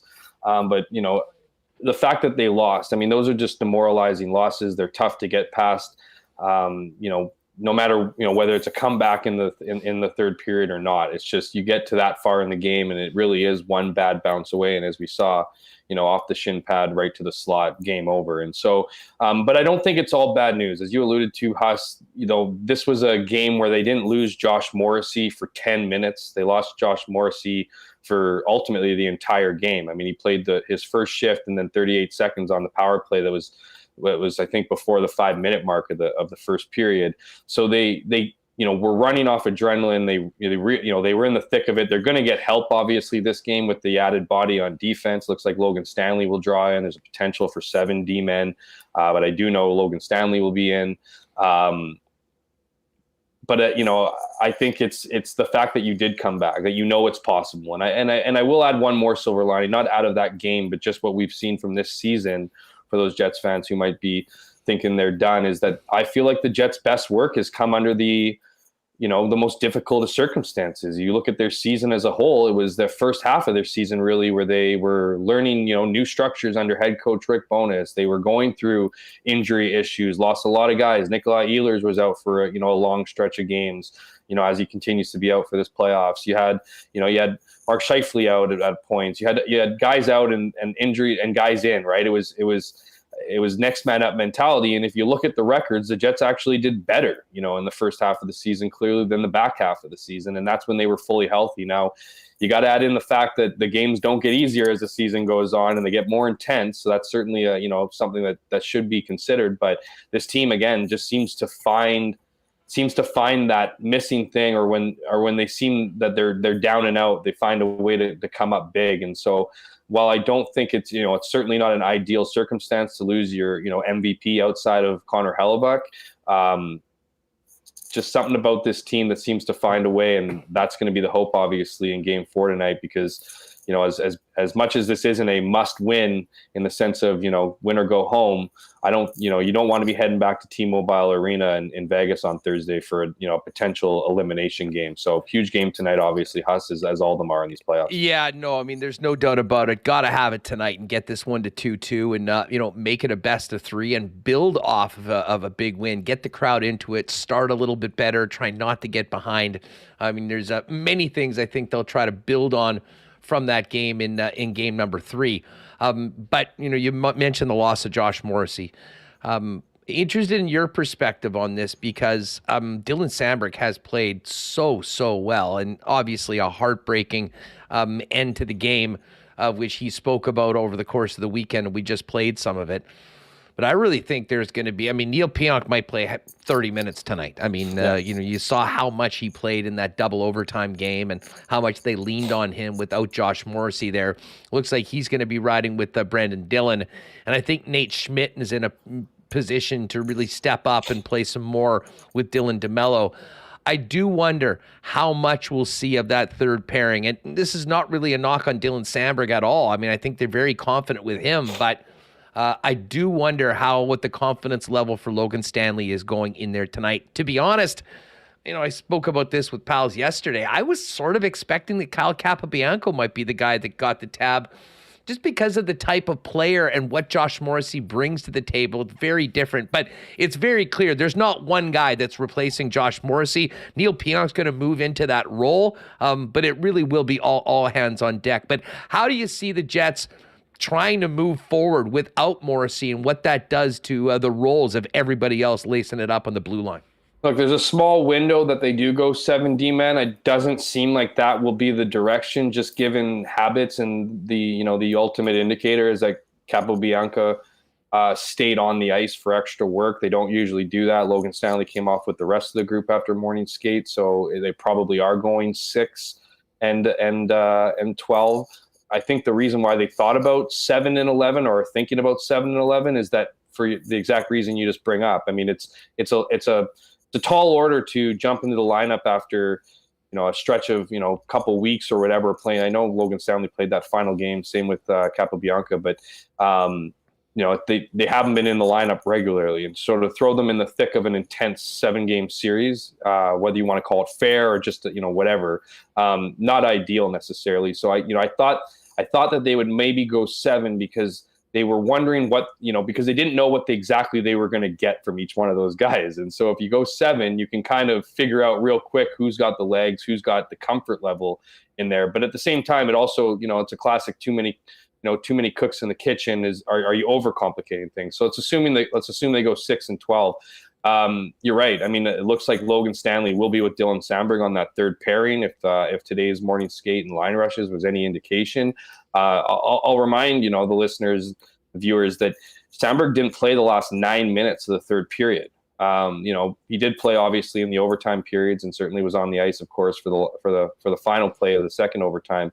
And I don't think that was to anything against confidence of Dylan Samberg. As you mentioned, Huss, I think he has been playing some of his best hockey, if not his best hockey in this series, particularly game 1. I thought he had a standout performance.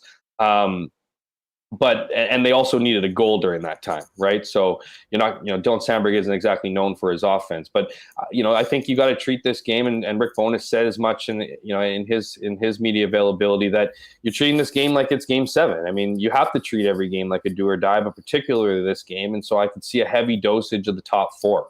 I could easily see Neil Pionk getting into the 30, plus 30-minute range. And if game 3 was any indication, I think you're seeing some of the best of Neil Pionk as he as the game went on in game 3. I mean, he got assists on all 3 goals in the third period, and played again like a very, very good hockey for 40 plus minutes. So I imagine they're going to lean on a lot of those guys. They're going to lean on the top 2. I mean, Samberg is probably still going to get his opportunities in special teams, of course, on the penalty kill, and yeah, I see them running their top 4 horses a lot in this one, and it really will depend on the game flow. I mean, if the Jets somehow find a way to take an early lead and whatever, then you can start rolling lines, right? You can start rolling 3 pairings on defense. You can roll 4 lines up front. It's those situations where, if there's a bunch of penalties at play, or if if the Jets fall behind, you have a different viewpoint of the game, and I think that's where you really see that maybe the top 4 being leaned on heavily. That's just hockey. I mean, you're going to put your best players out as much as you can. You're going to run them as much as you can. The question will be is what will that look like, games in the future of this series? If the Jets are able to win, what kind of costs will that have? I guess Jets fans won't really care about that if the Jets can just even this series in this game. But I think you're looking at this game as a game 7 because, again, you don't want to be going back to Vegas in a 3-1 hole. Not at all. All right, positive vibes in the chat. Keep them coming. MC Stormy, Go Jets Go, LFG. Thank you very much for the super chat. I know you were around on the weekend, talking to the guys post game and whatnot. We just played some of the clips from Dylan Sandberg, and I mean, for a young guy that has played so well for this club, it is somewhat heart-wrenching. I mean, I think back to, and I mean, listen, I'm not going to put him on the level of Steve Smith at this point. Certainly the mistake wasn't as Steve Smith a level doing it, but there's a lot of guys that have played a long time in the National Hockey League that early on have an incident like this that, I'm sure that they'll always remember for unfortunate reasons. But what did you think of the poise that Sandberg showed, really owning that, albeit, I mean, that could have honestly happened to just about anyone. It was a really bad break. That's often the way these games are determined. But also the way the team is seemingly really rallied around him, starting with Rick Bowness calling him after the game. Yeah, absolutely. And I mean, would you expect any less? I mean, this team would be in real trouble if you didn't have somebody on the ice at the time of the unfortunate giveaway, wasn't supporting him, consoling their teammate. And, I'd expect his teammates to have his back once they got to the locker room, and certainly for Rick Bowness, not taking away any of that, they did exactly that. And as you mentioned, Rick Bowness not only spoke to him immediately after the game to let him know that, he's a big part of why the Jets are where they are. Every single player is a big part of the reason why they are where they are, and certainly deserve to play in the overtime period. So I think at this point, it's less about the X's and O's for him, just given we're in a series. I mean, you can go through the tape, say, hey, it's not like Dylan Sandberg wouldn't want to have that play over if an extra couple inches to the left, a little, whatever. I mean, he knows how unfortunate it was. I mean, it's funny, I get a lot of, I don't write headlines for my stories, but it was called a giveaway gaff or whatever in overtime. And I got a bunch of emails from people saying like, how could you call that, how can you blame this guy for that? Those things happen all the time. Well, yeah, absolutely. Those plays happen all the time. And, I wasn't criticizing. I mean, first of all, writers don't write headlines. I'll remind people that. But, it's a learning lesson. It's an opportunity to learn for Dylan Sandberg. And every player goes through it. Every player has a bad break. And it's not so much the fact that you have a bad break. It's now that you had a bad break, how do you handle it? And I thought Dylan Sandberg certainly, you could see it on his face yesterday. He didn't want to be there. He knew why he was there, up on the podium to talk. I mean, and he's obviously not feeling great about the result of that play, but I think, again, this is now the response. It's not about game 3 anymore. It's about game 4 and how you bounce back. And, I've always viewed adversity as a privilege. And I think that's the approach that Sandberg is taking. And it helps that you have players coming up, veterans who have been in the league for a long time, to let him know that, I'm sure there's guys that shared their moments over their career when they were, the GOAT, if you will. And so again, it's less about what happened and more about how you handle it. And I think that's the beauty of hockey. That's the beauty of the fact that it didn't happen in a deciding game. It's not like you have to spend the rest of the offseason wondering, what if or whatever. Now it's about getting back in the lineup and showing why you belong again. So, support from the team, support from the coaches, unfortunate bounce, but Dylan Sandberg is I find to be pretty mature beyond his 24 years. So for him to handle the way he handled it, certainly a positive. But again, this is the response. All that really matters is how he performs tonight and how he answers back. And the Jets are going to need a big game from him and everybody if they're going to even this series tonight. Yeah, I know Slamberg in particular, but also the team will get that support from a packed house tonight of crazies dressed in white when the puck gets going for that late start just after 8:30. Speaking of answering the bell or the challenge, I thought that this would be a physical series, but even expecting that beforehand, I'm sort of taken aback at how physical it's been and how consistent it's been. Sometimes you'll see periods of a game where there's a bunch of hits and it's one shift or two. It really has seemed, Jeff, like it has been top to bottom. And you know that Vegas brings that. That is sort of part of their DNA. But I have to admit, on Saturday, one of the things that did impress me, even when things weren't going well for them on the scoreboard right into the third period, was how the Jets were consistently able to match and answer the level of physicality that the Vegas Golden Knights were bringing to the table. Yeah, absolutely. I mean, I think they had 25 hits after the first period and 60, I believe, after three. I don't remember the Jets really getting much of 25 hits in most games, let alone the first period. So certainly a physical affair. I think, the emotions run high, of course. Playing in front of what was an incredible crowd in game three, that's just going to get the blood going, right? That's going to encourage you to finish your checks. That's going to encourage you to get hard on the forecheck. You just have the natural lift of the crowd. And you had players talking about it post game three, talking about how that energy, maybe they were a little bit too emotional from it, right? And so, it only takes so long before a heavy forecheck on both sides gets so annoying or so frustrating that the stuff after the whistle starts to happen, right? Like, guys take offense on any hit nowadays. So to have, two teams throwing their weight around, it's going to get nasty. And you also got to realize how critical these games are. I mean, that was game three, as interesting as game 1 and 2 were, where Jets obviously dominated in game 1, Vegas dominates in game 2. Now it's like, okay, the feeling out process is over. Now, you got to take what's yours. And so that emotion, I love the emotion, right? Whether it's the scrap right off the bat, obviously, I thought Brendan Dillon, throwing down with Keegan Kolesar was set the tone of that game and was interesting because it really, sticking up for Adam Lowry, as Brendan Dillon said afterwards, Adam Lowry sticks up for enough people. I think that, again, along with the crowd is certainly an emotional boost, and it's not going to die down anytime soon. And so, that's what playoff hockey is. It's emotion filled. It's error filled. And, it's like, we saw the game end in game 3. It's unpredictable. And so I think as you get deeper and deeper into playoffs, and of course you're playing the same team over and over again, it's only bound to get nasty. I mean, guys are taking receipts on who did what and when, and paying guys back for some of the behavior. So I anticipate this game and the rest of the series to be much like we saw in game 3, maybe even sooner than later. And when you add in the mix, players like Pierre-Luc Dubois, who have no problem getting under guys' skin and lipping guys off and playing some of the verbal assault game, that tends to get the tempers going and the fists flying. So hopefully we see some more of that tonight. Hopefully see some passion and emotion, because I really do think that's what makes the game great, and particularly this time of year in the playoffs when everything's just that much higher stakes. God, you mentioned Pierre-Luc Dubois. We'll do the Coolbet lines at the end of the show, but there was a prop bet for Saturday's game where Dubois was plus 120 for over to take a penalty at some point in the game. The freest money of all time. And credit to the PK for those 2 big kills in overtime to keep them alive until the unfortunate end to the game.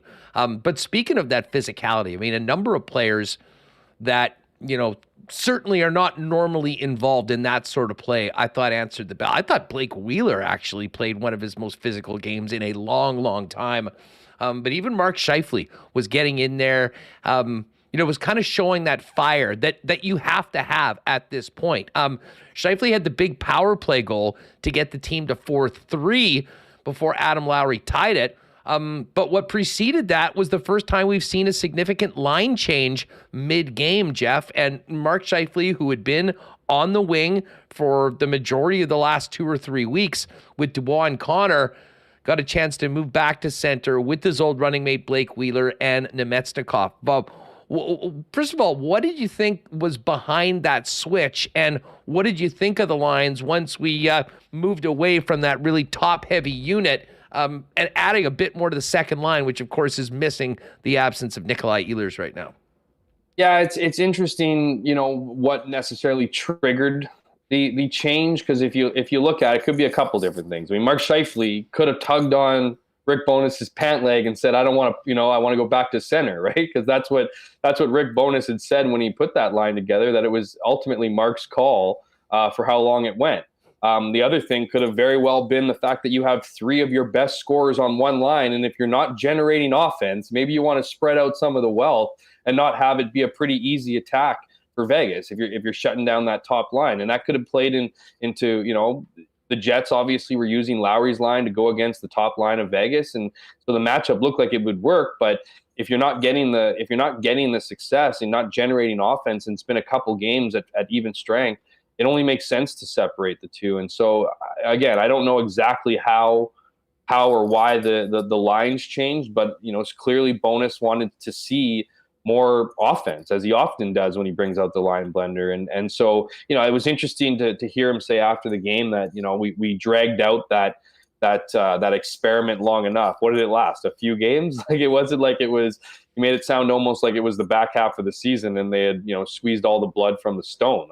I think you do need to spread a bit of that wealth. And, I think you saw the result of it, right? You saw the result at the end of the game, or as the game went on, particularly that third period, that they were generating offense. So it worked. They're going to go back with that not the same lineup to start, the same lineup they ended. Mark Scheifele's going to be on that line with Nemestikov and Blake Wheeler. I think again, it worked last game for the most part. They didn't win the game, but they, when you change in the second period and you're able to come back from a 4-1 deficit, there's obviously something going right in the chemistry there. One thing quickly on Scheifele. I mean, I really thought that in the third period, when after that change had been made, and not that he wasn't, I mean, I think the entire team was pretty engaged, but things hadn't been going well. They hadn't been generating the shots, and it really did seem like 55 in particular had a big boost to getting back into that center ice role. And I mean, it's a two-sided equation, right? I mean, there is, more defensive responsibilities. And I think that was something that they liked taking off his plate when they moved him to that side. But considering the gravity of the situation and the importance of every shift and every play, I like the way Scheifele responded to that opportunity. And obviously, it was a power play goal. It wasn't on that shift. But I think that they continue to do more of what we saw in the second half of that game after the change. We might have a little bit more of a balanced scoring group because it's been leaning on that top line. And then, of course, the other guy that's been the scoring star has been Adam Lowry, who has done absolutely everything for this Winnipeg Jets team throughout this series. Well, and it's also a change when you don't have Nikolai Ehlers in the lineup, right? I mean, that was working better with 27 there, right? And so it is, I do think that line with Mark Scheifele, Mark, it's no secret, right? He's said it before. We know he likes to possess the puck. He likes to be a playmaker. I think there's too much of that on that top line with Kyle Connor and Pierre-Luc Dubois, two other players that like to have the puck. So maybe that's part of it. We looked at Vladislav Nemestikov. He's the kind of guy who can easily adapt to whoever he's playing. So if Mark Scheifele wants the puck, it's now Nemestikov's job to get him the puck. And so I think that relationship works. Blake Wheeler has admitted that he's obviously not the same player as he used to be. He can't create the same kind of space. So he's, I'm not trying to be disrespectful when I say this, but he's more of a passenger on that line than a driver. So it gives Mark Scheifele kind of the offensive responsibilities that he longs for. And I think having not only Nemestikov, but Blake Wheeler, who can also take faceoffs, who, Nemestikov being good in his own zone, you'll notice they play a lot of whoever the first defender back is a centerman, and Nemestikov is often the first guy back, so he takes away some of that defensive zone responsibility from Mark. So I do think it is it is a benefit to his game. I don't think it's necessarily at the cost of other people's games, but certainly, putting a guy like Nino Niederreiter on the top line, because it's not all about Mark Scheifele just moving down and playing with different players. I think you want to bring in a Nino Niederreiter to be a heavy game to separate the puck, to get guys the puck like Kyle Connor and Pierre-Luc Dubois, right? So I think Niederreiter is another guy, much like Nemestikov, who who complements any trio you add him to. So it's no surprise that you have one of those guys on each of those lines.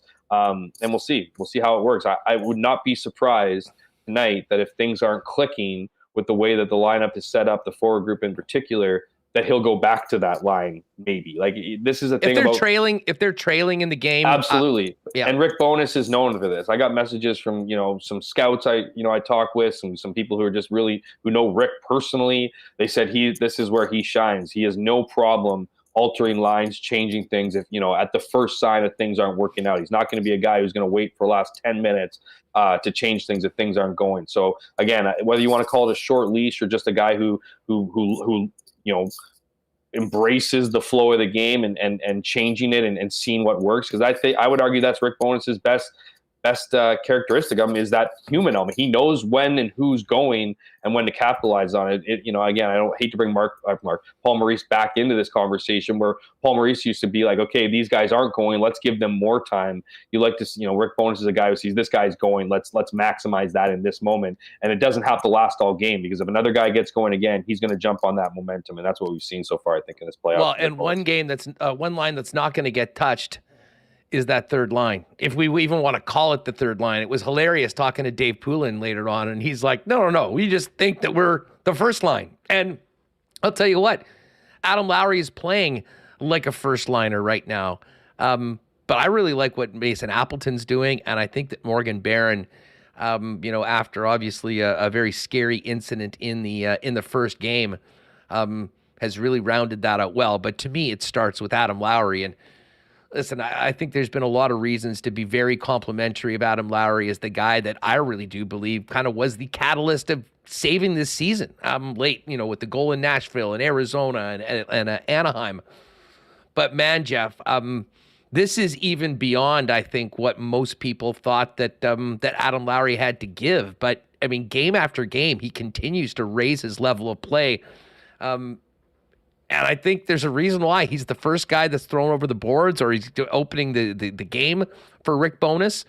And he can be, if he continues to play this way, a huge part of getting this team right back in this series. Yeah, you don't gotta convince me, Hustler. I would argue I've been leading the Adam Lowry train for captain of this team, the next C. He epitomizes everything that fans should want in a player that plays for the city. He epitomizes much of what the city stands for. His work ethic is unquestionable. He can adapt to if things aren't working, as we saw earlier in the season. You go that many games without scoring goals, that's a problem. Obviously, you need, whether you want to call him a third line center or what, you need some level of offensive production. Nobody can go that long, really, even a fourth liner. But even in those games, Adam Lowry would find ways to contribute. He'd find elements of the game that he could take, that he could be a positive part. And even during those stretches, he was still generating chances. He just wasn't scoring them. So to see those go in for him now, I mean, that's just the definition of hard work paying off. And, this guy leads in so many different ways, massive piece of the penalty kill, of course, plays on the second unit power play, as the guy who sticks up for all his teammates and who brings that consistent game. And I'd also say this, is that Rick Bowness's style, Paul Maurice's style before that, wanting to play a heavy checking, heavy defensive game, is a tall order to ask any player in the NHL, particularly more skilled players. It's just not going to happen over an 82-game season. But Adam Lowry is built for that. I think he takes comfort in that kind of style of play and brings a level of consistency night in and night out. And for all those reasons and more, and not to mention, as you said, what he's been able to do in this playoffs, what he was able to do down the stretch. He was absolutely the catalyst outside of maybe Connor Hellebuck to get this team, to will this team back into the playoffs. And it's no surprise he played a key role in that game against Minnesota, where they clinched their playoff spot, not only scoring a goal, but sticking up for his teammates and sending a bit of a message, not to the league per se, but particularly to his own dressing room, that I got your back. I got everyone's back. There's not a single guy in that locker room that doesn't have a great thing to say about him. He's universally liked amongst the coaching staff. And I imagine for most fans, outside of maybe again, the goal drought. He's given everything and more, particularly for what he's getting paid and what his expectations are on a nightly basis. Well, I couldn't agree more. And you mentioned Hellebuck, the other guy that has been the backbone of this club. We haven't talked a lot about goaltending overall because, I mean, I think it's been a very even series. Most of the goals that, have gone in have been earned by Vegas as opposed to, quote unquote, a bad one, although maybe the third goal he probably would have liked to have had back. But I can't help but think, given the situation that the Winnipeg Jets are in and the importance of Connor Hellebuck, that there is another level from 37. And if he can get there, that's going to be, that might be the single most important factor to the Jets getting back in this series and giving them a chance to stay in it and possibly win it. Hey, look, before Josh Morrissey was out, before we ever imagined that Nikolai Ehlers would take this long to return to the lineup, what was the number one thing that the Jets needed? The if you will, if the Jets are going to get past this series, it was going to be on the back of Connor Hellebuck. And that hasn't changed. And to your point, Huss, I think when the going gets tough, Connor Hellebuck gets tougher.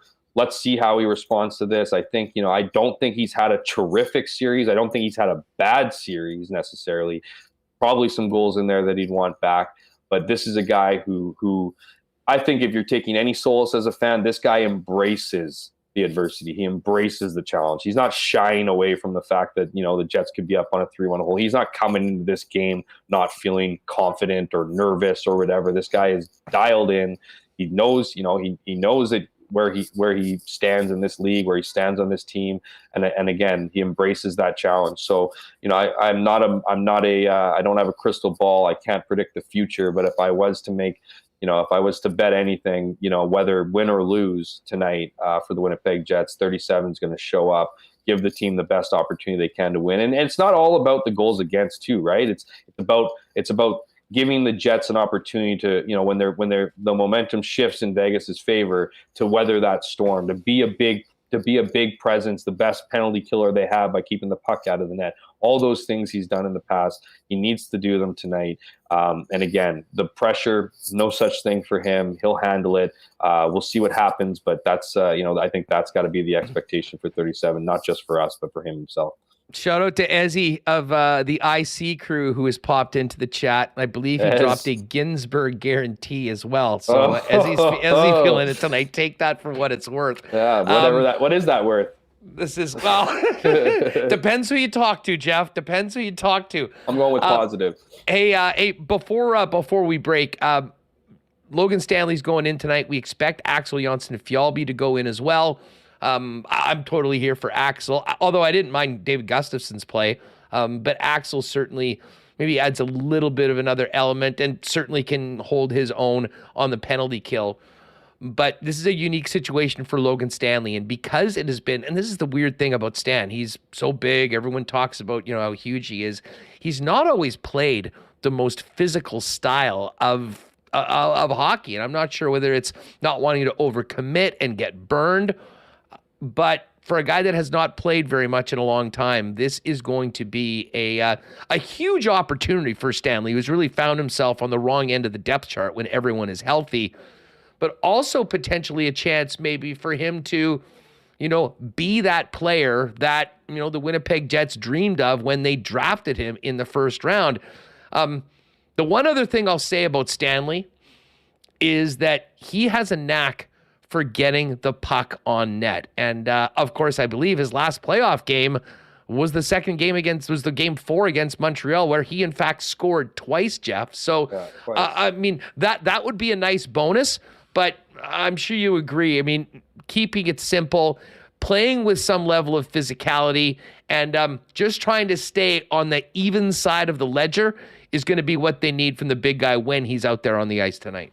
Yeah, the Jets would certainly take a 2-goal performance from Logan Stanley tonight. No doubt about it. That would bringing him in for his offense first and foremost, but I think they'd settle for a consistent game. And so it's funny you bring up, because everybody, I went to Stanley right away as the reporters kind of went over to Mark Scheifele to scrum him and wanted to get him one-on-one and ask him, and right away he's like, yeah, man, yeah, let's go.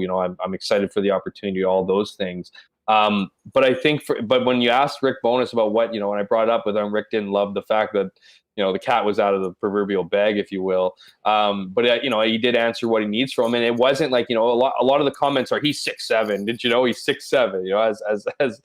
As often fans, passionate fans that talk about the big Logan Stanley, as a shot, right? But when you ask Rick Bowness, why, what is it about his skill set, right? Because you look at him, you look at the size right away, you think, okay, heavy forecheck, physical series, all those things, maybe that's compatible, maybe not. You look at Josh Morrissey, you need to have a puck mover, all those things. And it was interesting to hear Rick Bowness start off by saying he's really good at closing the gap. So preventing the rush opportunities, the chances. That might be his long stick, obviously, his big body, whatever. I don't think he overcommits, as you mentioned. There is probably a bit of a fear of recovery there. But that being said, that's an important part of this game. I mean, to me, it's also like, look, I think a lot of people are look at Kyle Capabianca and his consistency, and I thought that that's the direction they were going to go. I think he, has a bit of a more consistent game, a little bit more offensive upside, not significantly, obviously, but a little bit more. But they've decided to go with Logan Stanley, and that's the way it is. Whether that's going to be the right choice, we'll have to wait and see. But from his perspective, he understands how important this is, not just for the team, but for him personally, and what's been an otherwise difficult season, filled with injuries and inconsistency. So while it might not be an ideal situation for the lineup, I know he's eager to get in there, and we'll see what happens. I mean, this is the playoffs, right? This is the season of unsung heroes. I'm not suggesting or trying to add any kind of pressure to Logan Stanley to come in, and he did play the regular season finale, but to come in, essentially after not playing for some time, and certainly not consistently all season, it's going to be a tall order, but he's going to have to come up and do his job, and that's playing a sound defensive game, being responsible in front of the net. If you've seen anything, man, I mean, the front of the net's been a nasty place in this series. So, as much as people like to make light of the fact he's 6'7" and whatever, that size does matter in front of the net. That size does matter in scrums, and I think to your earlier point, Huss, he's going to need to use that, right? He's going to have to have all those the strengths that Bowness talked about, closing the gap. He's also going to have to use his size and when things get after the whistle, I'm not saying go in there and haymaker a guy, but let your presence known. And I think that's been kind of frustrating part of his game. For as big as he is, he hasn't really been as engaged in those kind of things. So it's playoff hockey. There is no excuses. We'll go say there is no tomorrow, even there is tomorrow, but you got to play like there isn't. And whether or not you agree with the decision, that's what's happening, and we'll see how that plays out tonight. Well, I cannot wait for it. 8:37. It sounds like the puck's going to drop tonight. So get your pregame nap in, folks, before heading down to the rink or wherever you're going. And Jeff will look forward to reading all about it tomorrow in the Winnipeg Free Press. As it's all hands on deck for the Free Sports section for this series. Yeah, absolutely. And I'll be going to the game tonight, which should be exciting. I love the atmosphere, man. I can't say enough about it. Oh, it's just amazing. It's just, whether it's COVID, whether it's just the up and down season, whether it's just all the negativity that seems to exude from this team. And I know I'm not exactly the leader of optimism at all times, but just to see the fans get, to show up, to support, to be as loud as they were and as impactful as they were, I think you'll remember that third period for a long time if you were in that building. And it's going to be a massive one tonight. And I'm going to get that done and then head to Vegas at 7 a.m. So if anyone's at the airport around 4:35 tomorrow morning, I'd say come talk to me, but I don't know if I'll be in the mood. So, but certainly a joke. With the late game, I mean, you might be getting in a cab just after dropping some people off from the game, I guess, depending on how things end up tonight. Yeah. Death taxes, and it is going to be insane in that building tonight, right from the get-go. Got to wait a little longer for puck drop tonight, but let's hope it's worth it. Game 4 between the Jets and the Vegas Golden Knights, and have a great trip out to Vegas for Game 5. And here's hoping that we've got a lot more exciting things to talk about with the Jets in the coming days and weeks. Thanks for doing this, pal, and enjoy it tonight. Thanks for having me, guys, and shout out to the viewers and listeners as Winnipeg Sports Talk is also on podcast format. And I didn't mention this, Huss. Nice renovations, man. That's some crazy work you guys did. I don't know how long it took you to put all that up on the brick wall, but it certainly looks CTO. looks how about my favorite picture there, Willie J with the championship belt and the Grey Cup. A great new set for Winnipeg Sports Talk. We've been working on that for a while, and it's Good to have it. Thanks, Hammer. Great stuff as always. There's our pal Jeff Hamilton from the Winnipeg Free Press. And Jeff, as he just mentioned, is wheels up to Vegas early tomorrow morning. So we'll be able to catch all of his reporting on the series as the series shifts to Vegas, regardless of what happens tonight between the Jets and the Golden Knights. Hey, whatever you're doing tonight, if you're planning on mixing in a few beers, get on down to Little Brown Jug and try the new generic lager. Had a couple on the weekend. Man, this is a beauty, and this one will be around for the long term, I think. Generic lagers just launched. It's your basic lager, just better. Impressively standard in the best way. Light and clean to taste with a mellow flavor and a crisp finish. Now Manitoba can support local without having to move away from the domestic taste they've come to expect with a light beer. It is available in 8-packs or by the can. You can get it at the tap room or through vendors, and very soon, both in 8-packs and in singles at your local Manitoba Liquor Mart. Shout out to our friends at Aikens Lake, getting ready for the summer. An incredible getaway for expert fishermen and more amateur ones like myself, with the best guides and world-class hospitality from the Turenne family at a piece of paradise in Manitoba, where you can be on the lake within 2 hours from the city of Winnipeg. It's an amazing corporate outing. I mean, I wouldn't say a majority, but a ton of their business from the United States is companies that have gone there and keep coming back every year. Find out more at aikenslake.com. There are limited availabilities for the rest of the season, more than 85% filled, but still time to book your trip out to Aikens Lake right now. And a quick shout out to university students, if you're looking to spend the summer in paradise with an incredible team, making and saving money for the upcoming school year. They're still looking for a few guides and servers, so you can always fire a resume to pitt@aikenslake.com and find out more about that.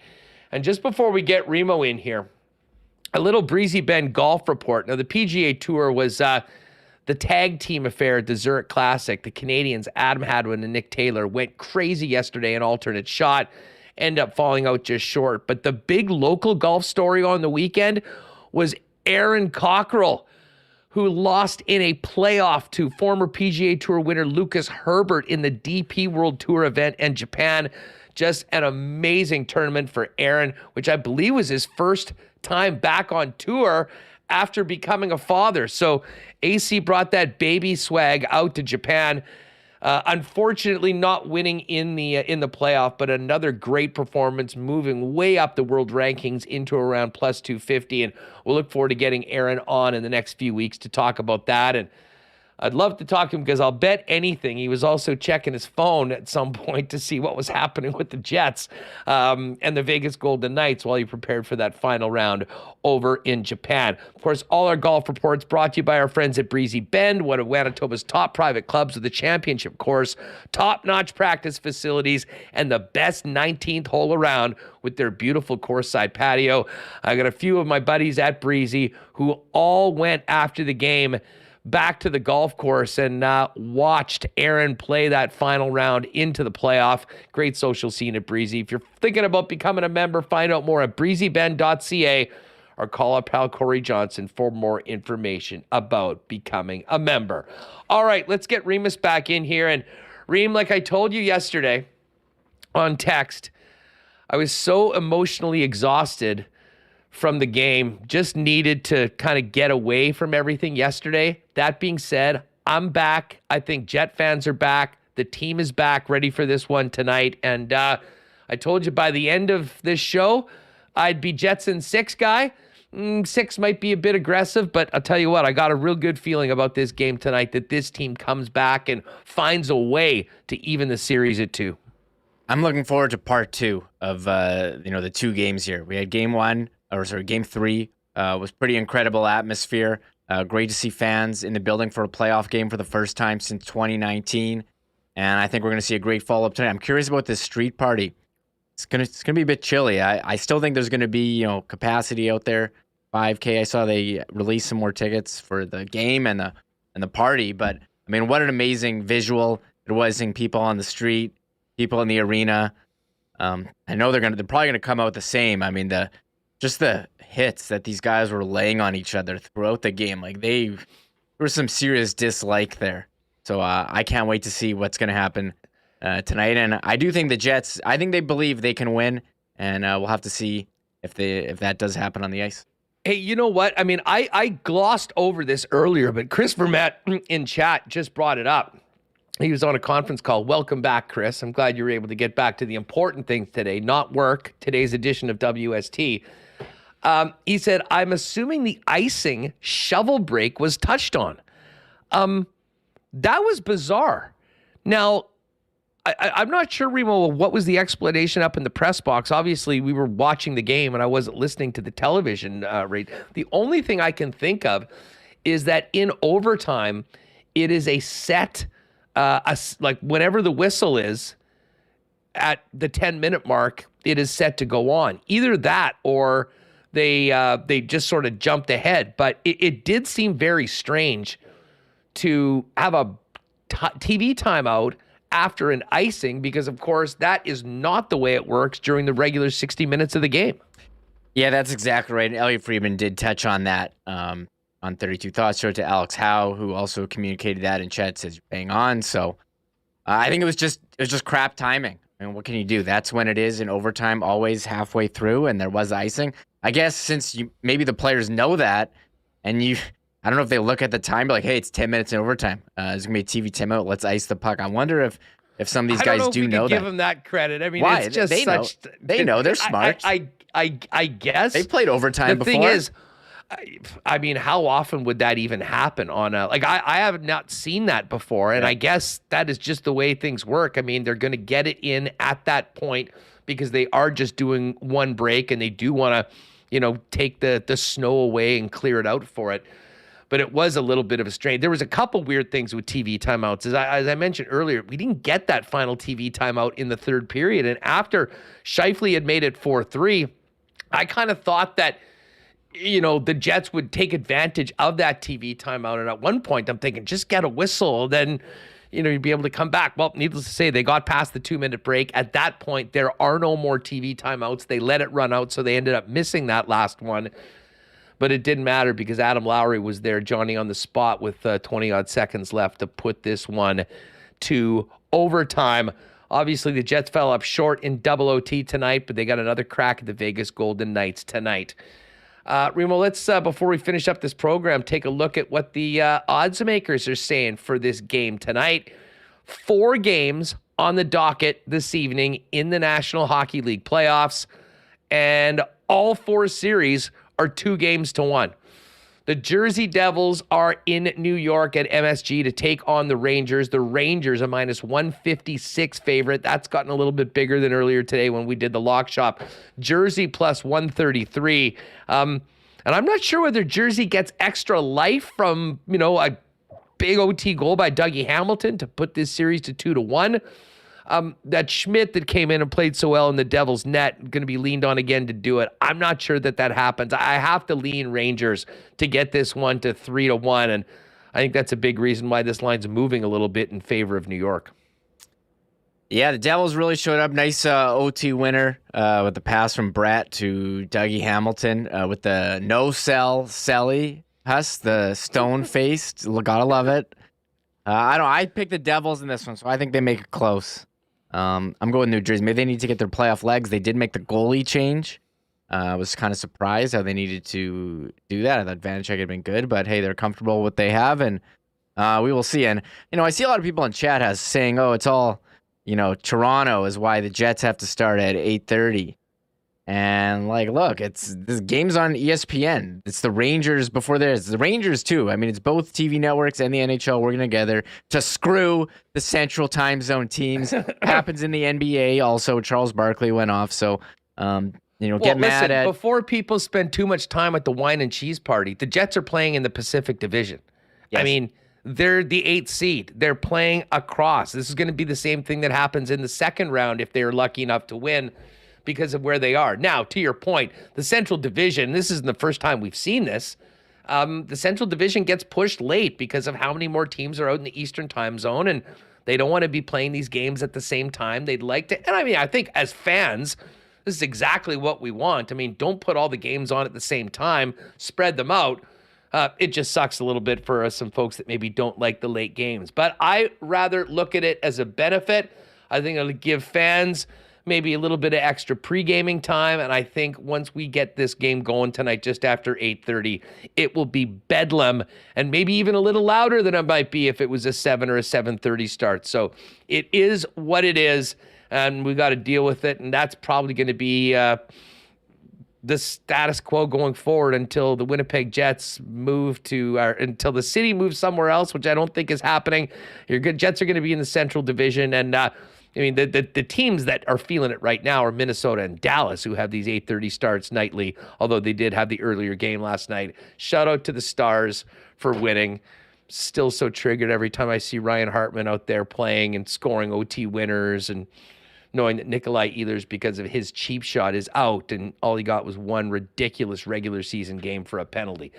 You mentioned that Leafs-Lightning game. Big comeback by the Leafs on Saturday. They're up 2-1. They are a slight road favorite tonight at -114. Tampa's at -103. And Reem, I got to say, I'm expecting this one to go the distance. I think there's still going to be a number of ups and downs in this series. I have a hard time thinking that Tampa Bay is going to get swept at home and be facing elimination. I'm going to take the Lightning at just above even money to even this series at 2. You'd have to think so. I mean, what craziness there with Morgan Riley going into the boards. It's not Morgan Riley pushing Braden Point to the board. That was pretty scary. And then Stamkos bullying Austin Matthews into a fight. Sheldon Keefe calling out Tampa for gaming. The refs. The video of Kyle Dubas going nuts in the box. That was craziness in that series. Like two 60 goal scorers fighting each other. Although was Matthews really fighting? That wasn't much of a fight at all. But They got him off the ice for 5 minutes in a game that they were trailing 3-2. That was the weird thing about it. Tampa, it was almost like they didn't even care that this was a 1-goal game. I mean, they were really, really trying to push the physicality and in some ways goon it up a little bit. But there's plenty of chapters left in this one. I think I do like Tampa to get the win tonight. And right now, Vegas and Winnipeg, Remo, this is a straight-up pick'em tonight over at Coolbet, -108 on either side. Kind of a surprise with Josh Morrissey out and Ehlers out. You'd think Vegas leading 2-1, they're the first place team, that they would be the heavy favorite here, but the book respecting the Jets, you almost think this is too easy if you're not a Winnipeg Jets fan and you want to win, but you just bet Vegas. Sorry, but I mean, just that's what you would think, but we've seen the Jets play well when Morrissey was out in the third period and in overtime, so I don't know. Well, Jeff made a great point. Made a great point. I mean, when you look at this season, the one thing that the Winnipeg Jets have always done is raise their level of play and play their best when they've been missing some of their most important players. So I got to make sure that happens again tonight, and everyone steps up and tries to help make up for the absence of Morrissey, who's been such an important player for the Jets this year. Kraken Avalanche. Kraken are a home dog, +130. Avs -153. But just back to this Jets game for a minute. Who's going to be the hero tonight? Let's see what the player goals are. I did hit on Kyle Connor. He was +175 on Saturday. He's now +151 for tonight's game. Mark Scheifele +164. Pierre-Luc Dubois +200 or 2-1. And Nito Niederreiter, we haven't talked a lot about Niederreiter today, Reem, but man, he's got a knack for big goals, big playoff goals. And that one he scored early in the third period to give the Jets some life and some hope in the building was a huge part of this comeback. And he's going to have the opportunity to do exactly that, playing with Connor and Dubois from the get-go tonight. He's on the top line, so I think that's a pretty good number for him. I mean, Adam Lowry seems to score in every game. Who's it going to be? Where's the Axel number? I don't know. I doubt they would even have him listed. I don't think Axel. I was trying to see what Stanley's number was. Noted playoff goal-scoring legend Logan Stanley. 2 goals the last time he played. And as I say, I wasn't being facetious about that. The one thing Stanley does do well that I think is going to be real important, he finds a way to get pucks through and get pucks on net. And the way a lot of the goals are being scored right now, it is chaos in and around the blue paint.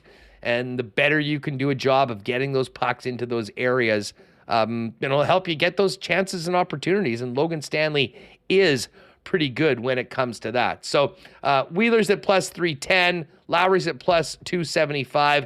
And if you're looking for a few longer shots, I don't mind Neil Pionk at plus 510, to be honest. He's going to be shooting the puck a lot and will be playing a ton. We'll be getting the power play looks as well. Nemetsnikov plus 460 as well. So there's points. Do we have the penalty minutes again? Let's see if they have this Dubois number. Oh, okay. It's now gone from plus 120 to even money for over half of a minute, basically to spend any time in the box. That plus 120 was about as even money as we'll see. Now, I'm not sure, maybe he dials it back a little bit for tonight. But the other players, Adam Lowry plus 450 and Dylan DeMello plus 200. The Vegas players they've got for penalty props are Brett Howden, Alec Martinez, and Phil Kessel. Yeah, I'm not sure who the Vegas penalty taker is, but Dubois, sure. That's such a weird prop to be betting, but here it is. And like, I don't know, do you like really want to be betting on Dubois to take a penalty? Have to cheer for him? Like, yes, he hooked Marchessault in front of the net. That's, plus whatever you had last game. I was hoping it would be more like he takes 2 and someone on Vegas takes 4 because they're pissed off at him. And he has been a pain in the ass. Listen, I'd far rather to cash a PLD goal prop at plus 200. So maybe we'll ride with that. I actually do have a Jets exclusive up over at Coolbet today. Ride with Huss. Kyle Connor to score a goal. Neil Pionk to get an assist. Jets to win plus 495 over in the Lock Shop Partner Parlay section. And Dusty and I do have one tonight. We've got the over in the Vegas Winnipeg game. The series, every game has gone over 5.5 so far. So over 5.5 in Vegas Winnipeg. And the Avalanche and the Rangers to win their games tonight. That one is plus 440. Get it now in the exclusive section over at Coolbet Canada. Remo, you're in the seats tonight too, huh? Okay, I'm in the seats, and people want a rant from me, Hustler. People have been asking for it, so... Let me guess. Are you going to play the hits? Are we going to talk about board ads? Yeah, of course. Playing the hits. Well, God. It's the playoffs. I mean, the best part of being in the seats tonight is not going to be among 15,000 Jets fans, not being able to see the game, the whole ice on TV. It's that I won't be watching the game with these stupid board ads that have ramped up for the playoffs. And also, we didn't even talk about this last week. The playoffs started, and remember they used to have on the ice Stanley Cup playoffs where you knew it was a big game in the playoffs. They've removed that, and it's now an on-ice ad. And a lot of people very mad online that it does not say Stanley Cup playoffs on the ice, and I'm with that. So these ads, board ads in the playoffs are the worst. I'm watching games, and Sportsnet shows the U.S. feeds for some game, for some series, TBS and ESPN, and here I am sitting there watching the games, thinking to myself, and I swear I'm the only person who does this. I'm saying, are these the ads that TBS or ESPN are actually showing, or is Sportsnet overlaying their own Canadian ads, as there is a Canadian Tire logo on the ice on an ESPN broadcast? So I'm sure I'm the only one who thinks about that, but I'm sick of seeing the official laundry detergent of the NHL in large letters behind the goal, flashing while I'm trying to follow the puck. It's awful. It's HRR, bro. HRR. They got to get that hockey-related revenue coming in, especially as potentially the rights numbers go down. I read a really interesting article on the future of these broadcast rights, and but put it this way, I'm not sure the NHL. I can guarantee the NHL is not getting the same money that they got from Sportsnet when they got that 12-year deal. Now maybe they can split it up between TSN and Sportsnet and get a similar amount, but the bottom line is there's going to be a reckoning. There has been, when it comes to ticket prices, a lot of things in pro sports in general. I think it's coming in television as well. But, hey, it's all about tonight. As I said, the Bones chain is ready to go.